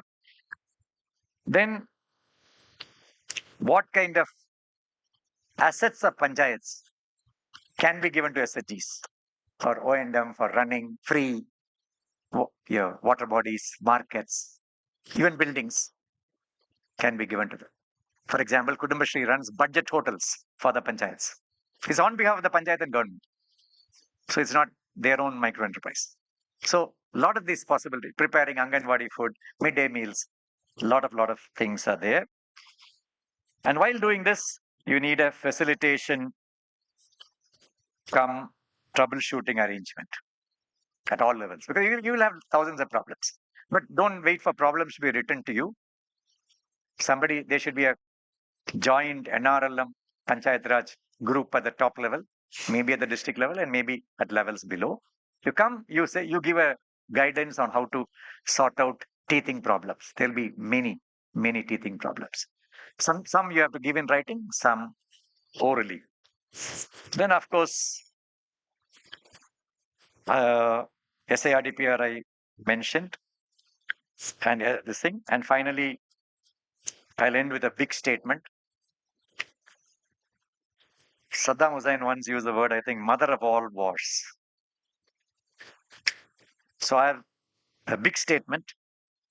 Mother of convergence. We are all speaking on convergence. What are the institutions?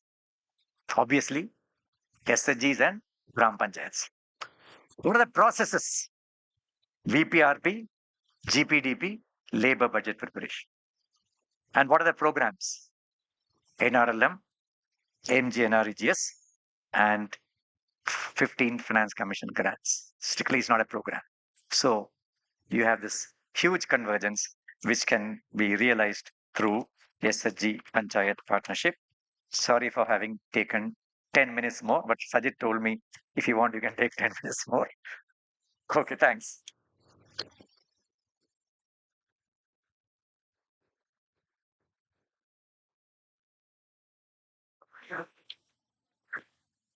Thank you so much, sir, for sharing your insights and letting us know what suggestive steps the states can take in this partnership, with, of course, necessary contextualization for the Schedule 6, 5, and the areas under State Act.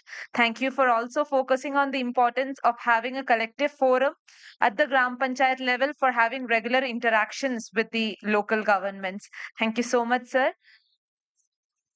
We have with us today Madam Sharada Muralidharan, Additional Chief Secretary, Local Self-Government Department, Government of Kerala. I take this opportunity to officially welcome Madam to this workshop and to invite you to the dais. Thank you.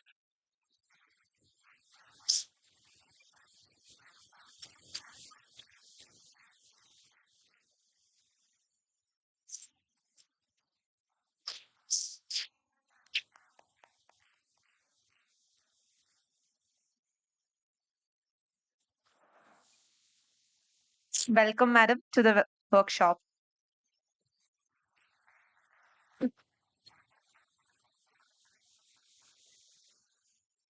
I would request Madam now to address the gathering, highlighting the genesis of the PRI-CBO convergence model and her experiences. Ma'am, with your permission, please.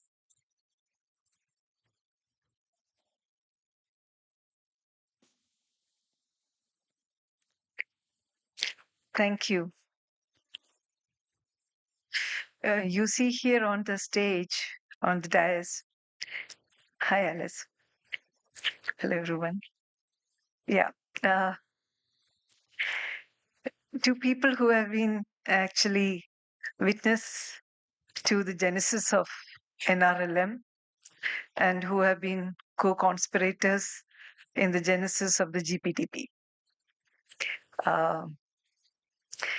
So Mr. Vijayanand had been Secretary Local Self-Government in Kerala ever since the constitutional amendment. And he was involved with it until he moved to Delhi. And he came into the Ministry of Rural Development, where he was looking after the livelihoods component. So the NRLM was developed under his watch. And then he moved on to the Ministry Panchayat of Panchayat Raj, where I was waiting. And that was when the 14th Finance Commission happened. We saw the opportunity for gram panchayats in the country to actually come into their own, and used it. But I would like to rewind a little bit more because Benazir has told me that I should be talking about the genesis. So, the genesis comes in multiple ways. One is the genesis of the NRLM itself. There was this planning commission then, which had commissioned a study. I don't know if you talked about it, sir? No. Credit-related issues of SGSY. And this study, so they came visiting states and they looked at, at that point of time, they decided that the erstwhile undivided Andhra Pradesh and Kerala were doing best as far as SGSY was concerned. And they wanted to see why. So that was the birth of NRLM, really, because they looked at the fact that in both states, they had federated SHGs. In both states, they had worked with missions. They had worked on mission mode, created missions. And in both states, they had always also invested very heavily in developing community human resource. So these three things were seen as what actually distinguished these states, these two states, from the rest of the country, and why SGSY was working there. So, but then they did see some differences too, because the Andhra model was against a backdrop of extremely weak local governments at that point of time. And the Kerala model was in the context of extremely powerful local governments. So, so the whole equation with local governments was very different in both. And therefore, at that time, the study actually commission had come out with a recommendation for NRLM. And that recommendation was that for states with strong Panchayati Raj, the Kudumbashree model could be looked at. And with states where Panchayati Raj was not strong, you could look at the Andhra model and develop. But as you know, at the start of NRLM itself, and rightly so, the focus had been on A, positioning SHGs, and B, making sure that these SHGs were networked, that you had community resource that developed out of these SHGs, that the core functioning of microfinance was streamlined, and that therefore there was this strong foundation that was created for SHGs to come into their role. At that point of time, however, this question came as to it would be states were with different states had different kinds of hunger. Some of them wanted to, some of them just wanted to, some of them wanted to explore other avenues. So, and it was difficult to look at how do you both standardize as well as allow for diverse experiences.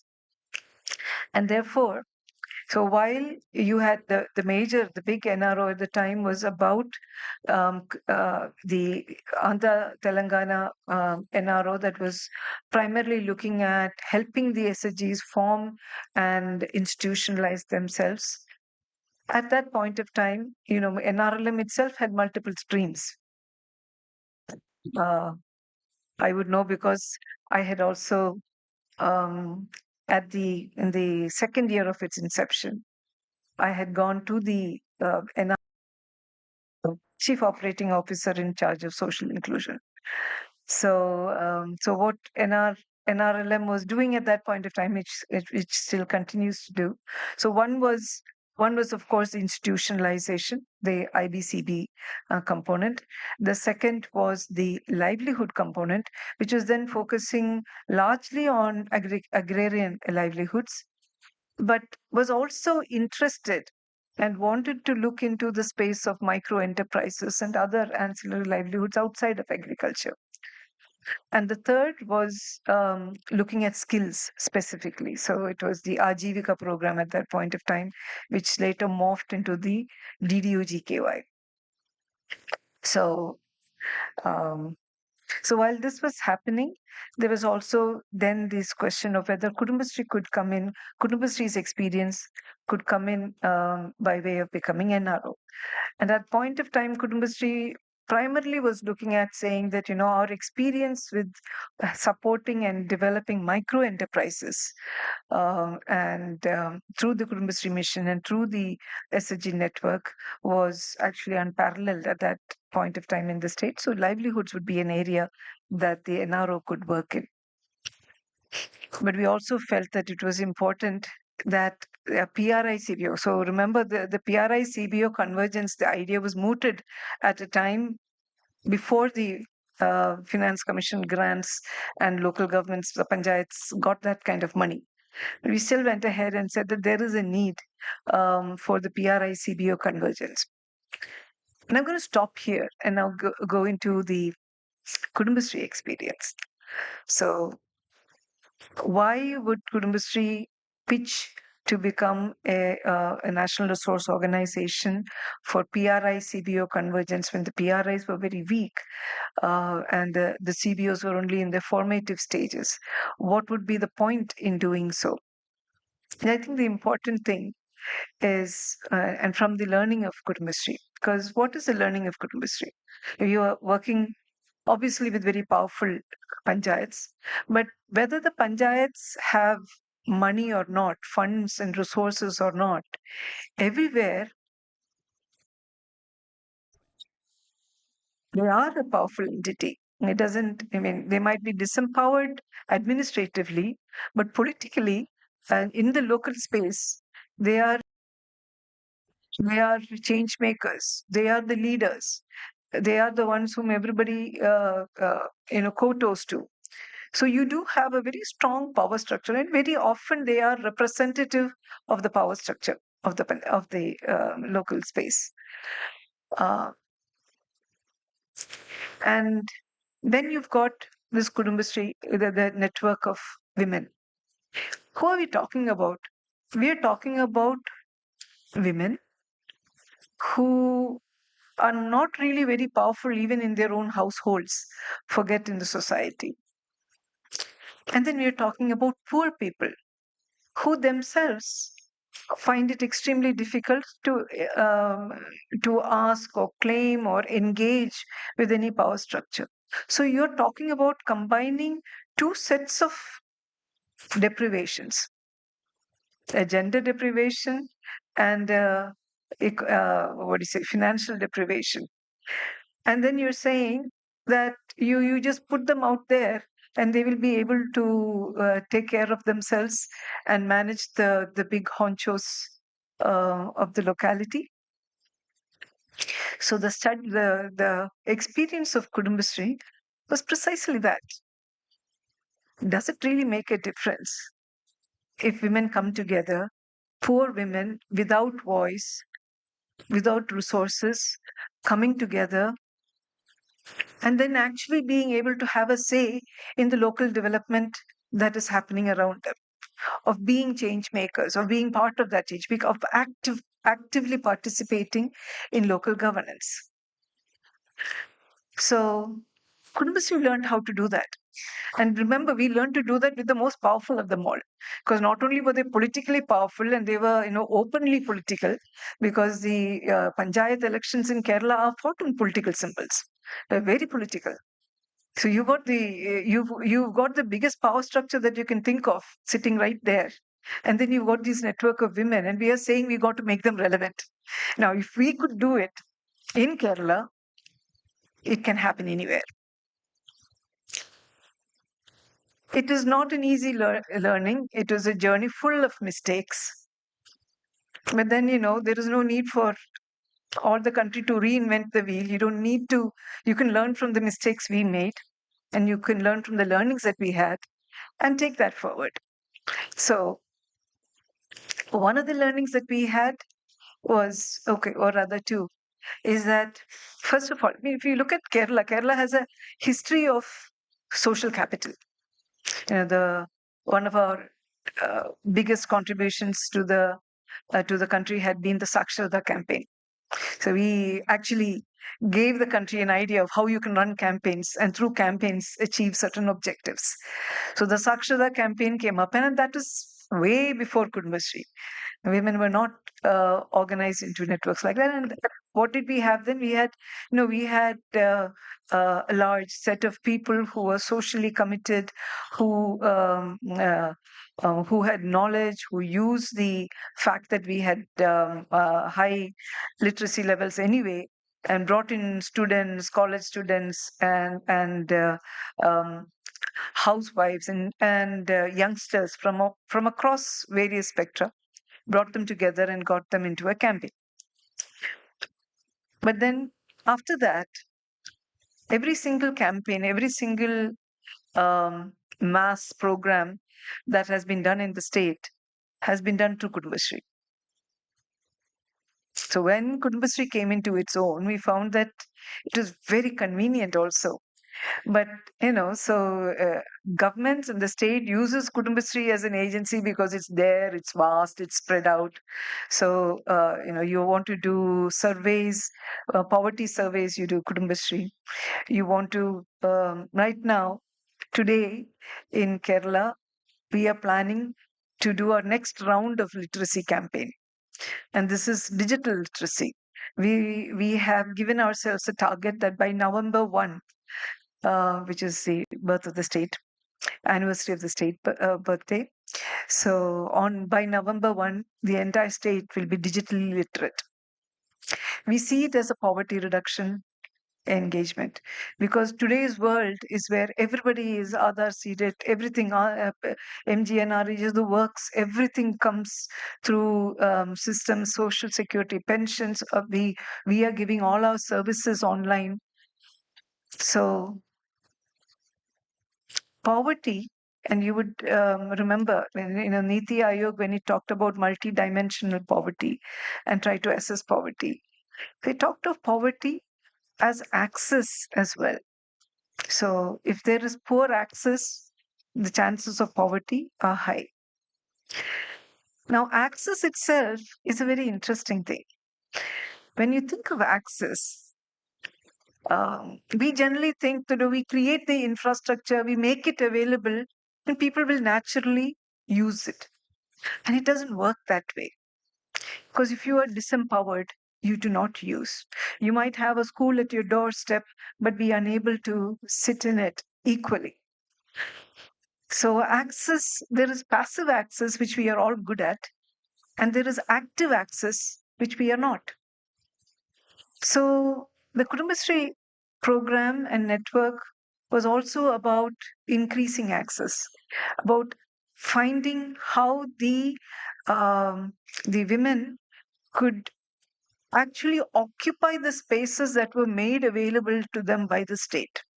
So Vijayanasa was talking about all these samitis. All of us know that most of these committees are paper committees, that they do not exist on the ground or they are not strong on the ground. So Kudumbashree mission tried to say, it is already there. It is formally committed by the state. So why not we just take that space? Now, but you cannot just take over that space. It doesn't happen that way because social capital has to be created.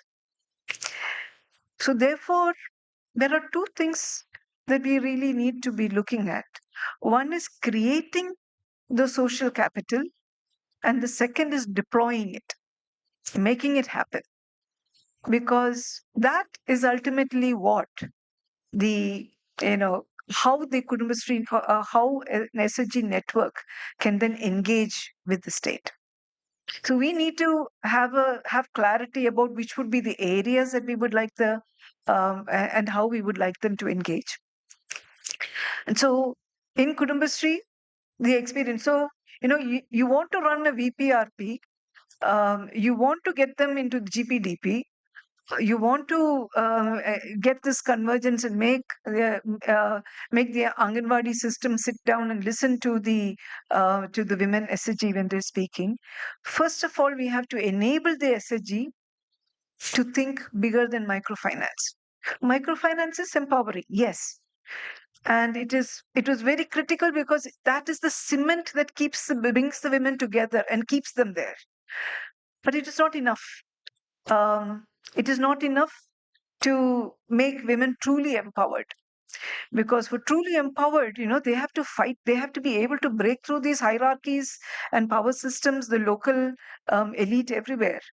And in order to be able to do that, they would need to, what they cannot do individually, they should be able to do as a collective. They should be able to occupy the spaces which have been made available to them. And we need to invest in helping them develop those capabilities. The year was 2007. And in Kerala, we wanted, this was the time of the 11th 5-year plan in Kerala.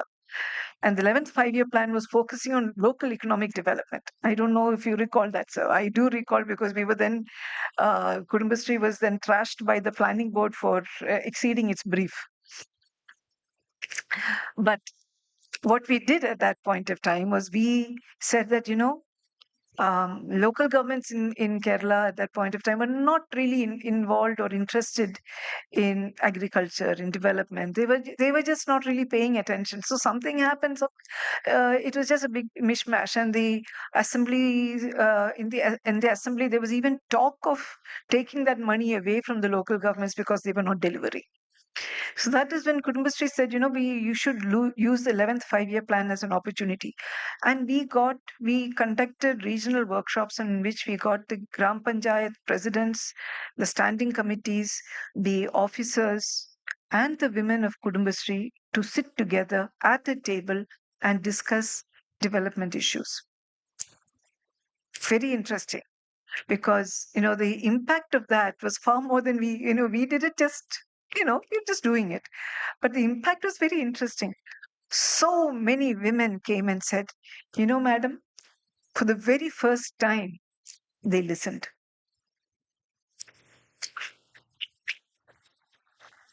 So, things that we think are very simple sometimes might end up being game changers.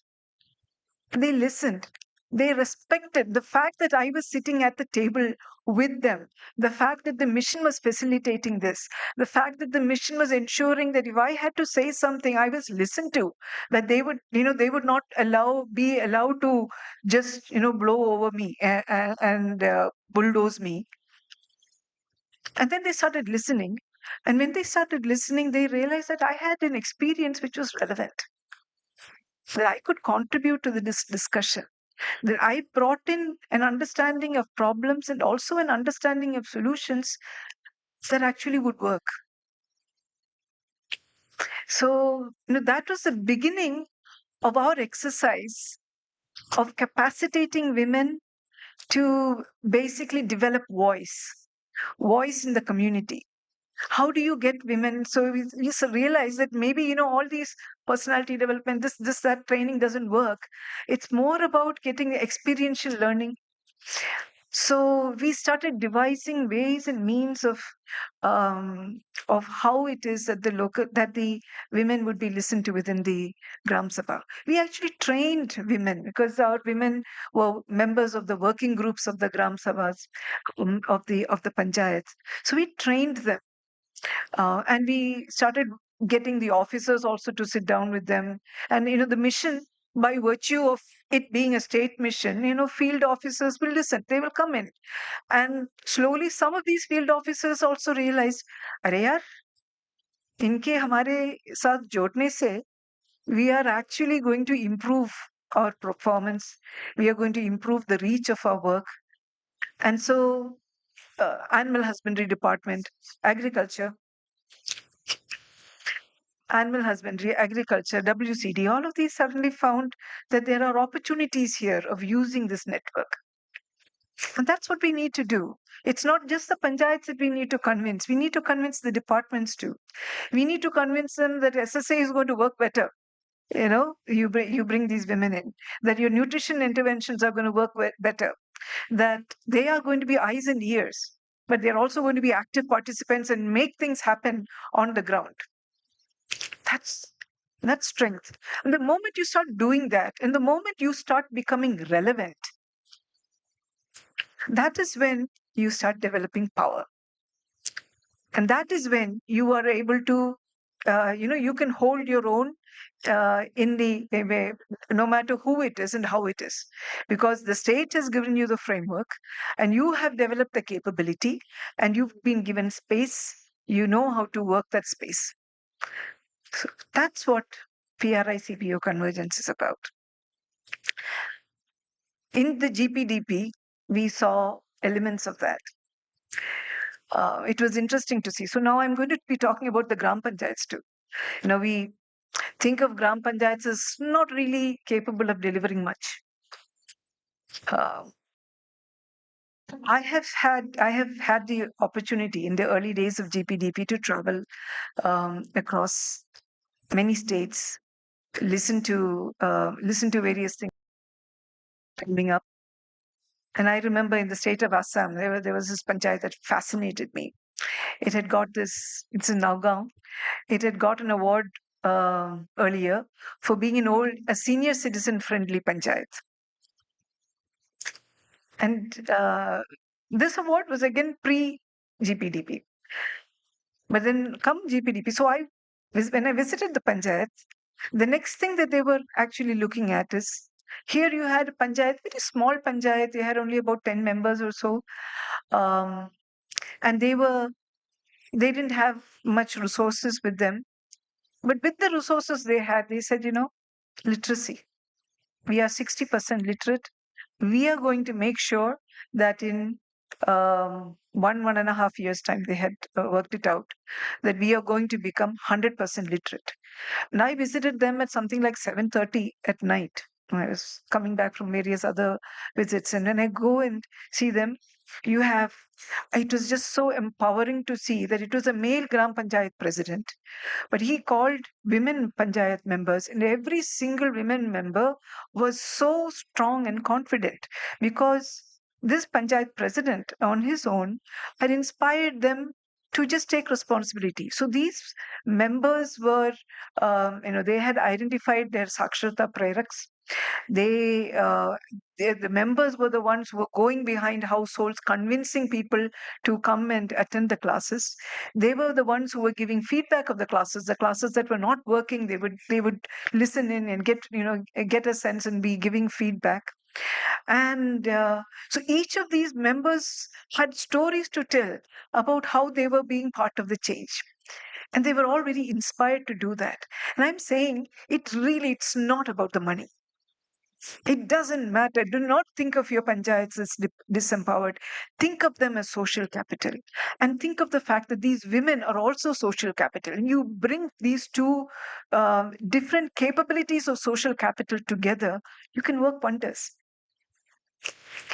I remember that we had also in Chhattisgarh, when we had gone to do this GPDP training, discussion on GPDP and how to take that forward. We had a field visit organized around that time. So, the kind of pitch that we were making for was to get the state to look at where is it weak, and how can you use your social capital to overcome that weakness.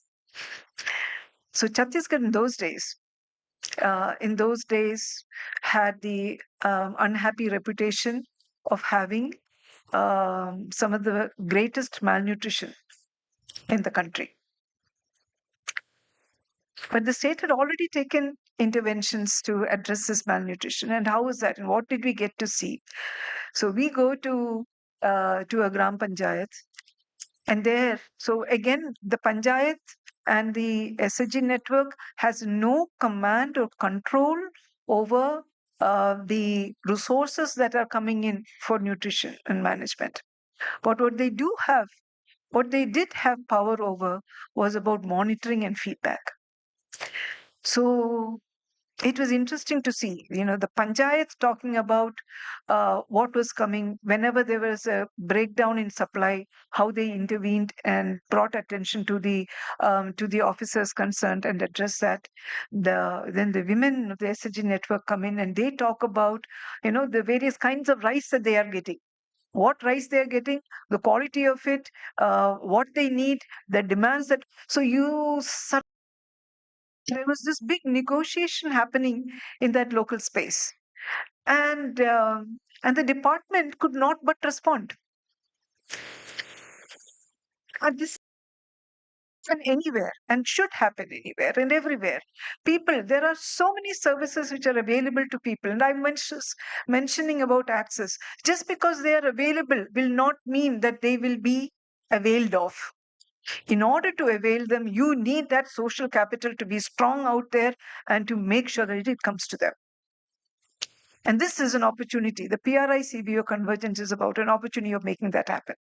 One other example in another panchayat in Assam, again, because Assam was fascinating at that point of time. Assam was taking the lead in GPDP.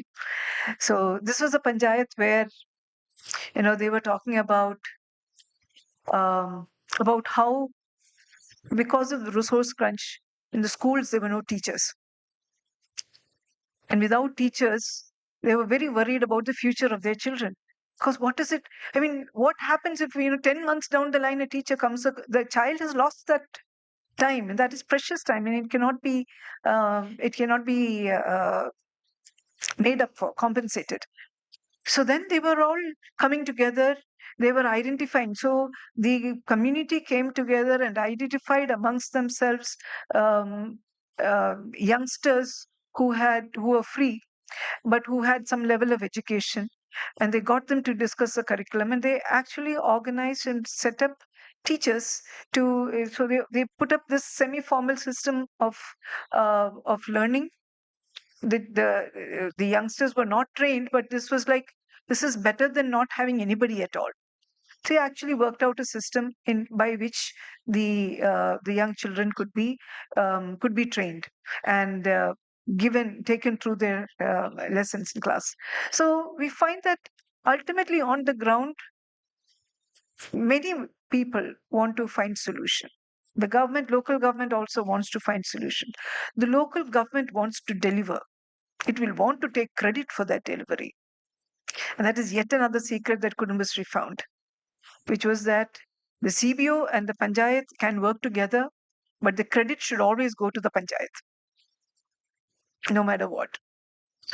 Because you give the credit to the Panchayat, they will be happy to continue to associate with you. You take the credit, they will want to throw you down, pull you down. So these are all lessons we have. And, so the universalization would be about, for us, from all corners of the world, from different experiences, to be able to come together and say, this works, this doesn't. And also to realize and to believe that PRI-CBO convergence is possible and is needed. Today, when we are looking at the state, the country needs to reclaim its position in gender equity. We need to be seen as a gender sensitive state, a country.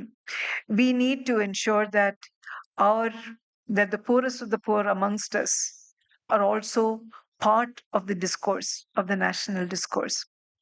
We talk of ourselves as aspirational. So we need to be able to make sure that everybody can aspire to what they want and that the system provides for it. And here we have, on the ground, we have two powerful institutions. What happens if they work together? Thank you.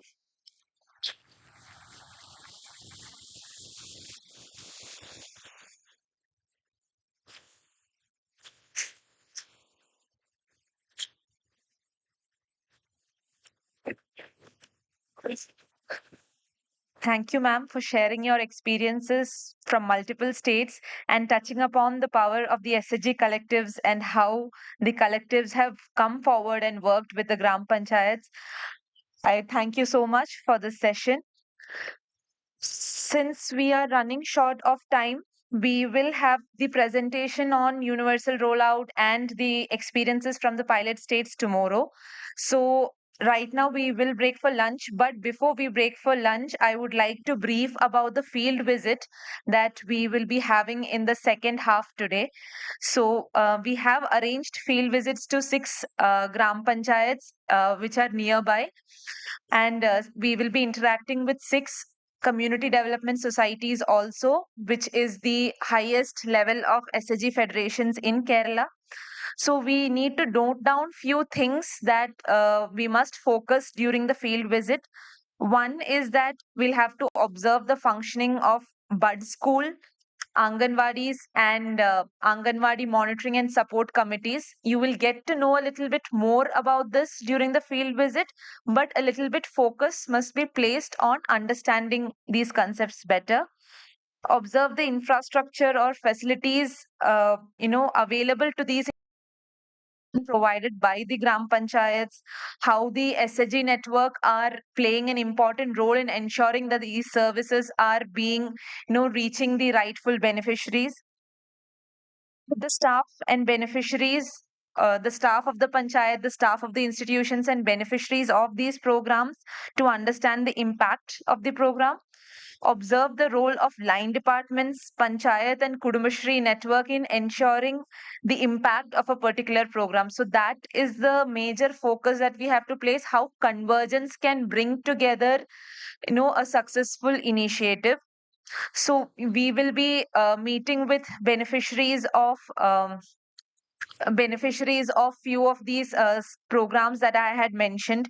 We can also go through their serious action plan that they prepare, the functioning of the evaluation committee, which we call by the term Gram Panchayat Coordination Committee in the partner states.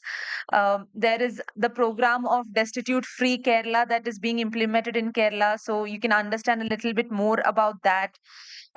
The various citizens committee, the Anganwadi monitoring support committee, village health sanitation nutrition committee, which in Kerala we call it as ward health sanitation and nutrition committee. So you can understand the functionings of these committees as well, and interactions with the CDS and panchayats have also been scheduled.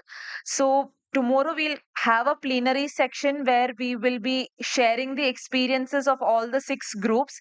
So there are certain topics that we will be assigning to certain groups, which we will share it with the concerned persons in the group after some time. So before that, we can take a look at where we are going for the field visit.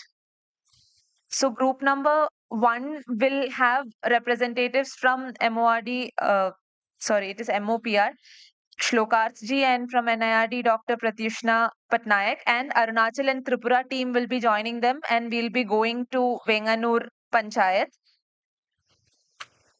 Next, in Balaramapuram, we'll have Anita ma'am from NMMU team, and Manipur, Mizoram, Meghalaya, Nagaland, and Karnataka team will be joining them. Balaramapuram Panchayat. We have facilitators, we have translators from our end, so please don't worry. Next, Portugal Gram Panchayat, from the NMMU team, we have Jui ma'am. Bihar, Maharashtra, and Madhya Pradesh team would be going to Portugal Gram Panchayat. To Kanirakulam Grama Panchayat, which is Group 4, Puducherry, Tamil Nadu team, along with Kavita ma'am. Pallichal Gram Panchayat, we have from the MOPR team Sudhasatwa Barik and NIRD Ravi Naidu sir, and Chhattisgarh and Himachal Pradesh team will be joining them. Group 6, we have Mehmood ji and the Assam and Jharkhand team will be joining the Karumkulam Gram Panchayat. So these are the 6 groups. We will be sharing the list of these groups in the WhatsApp group that has been created for travel related information. We have the bus numbers also here. We'll take out time for lunch, and exactly at 2:30 we'll have to start from here. The DMCs will also be in the group. Before lunch, all the DMCs can gather back in the hall, and we'll be dividing them in the groups. So at 2:30, we can all meet in the foyer. We'll share the group details with all of you. There will be facilitators from Kudumbashree NRO side as well as the district mission of Trivandrum. So we'll have a very good learning exercise on field and come back tomorrow and share our experience with the larger group and take this discussion of how to establish convergence forward. Thank you all.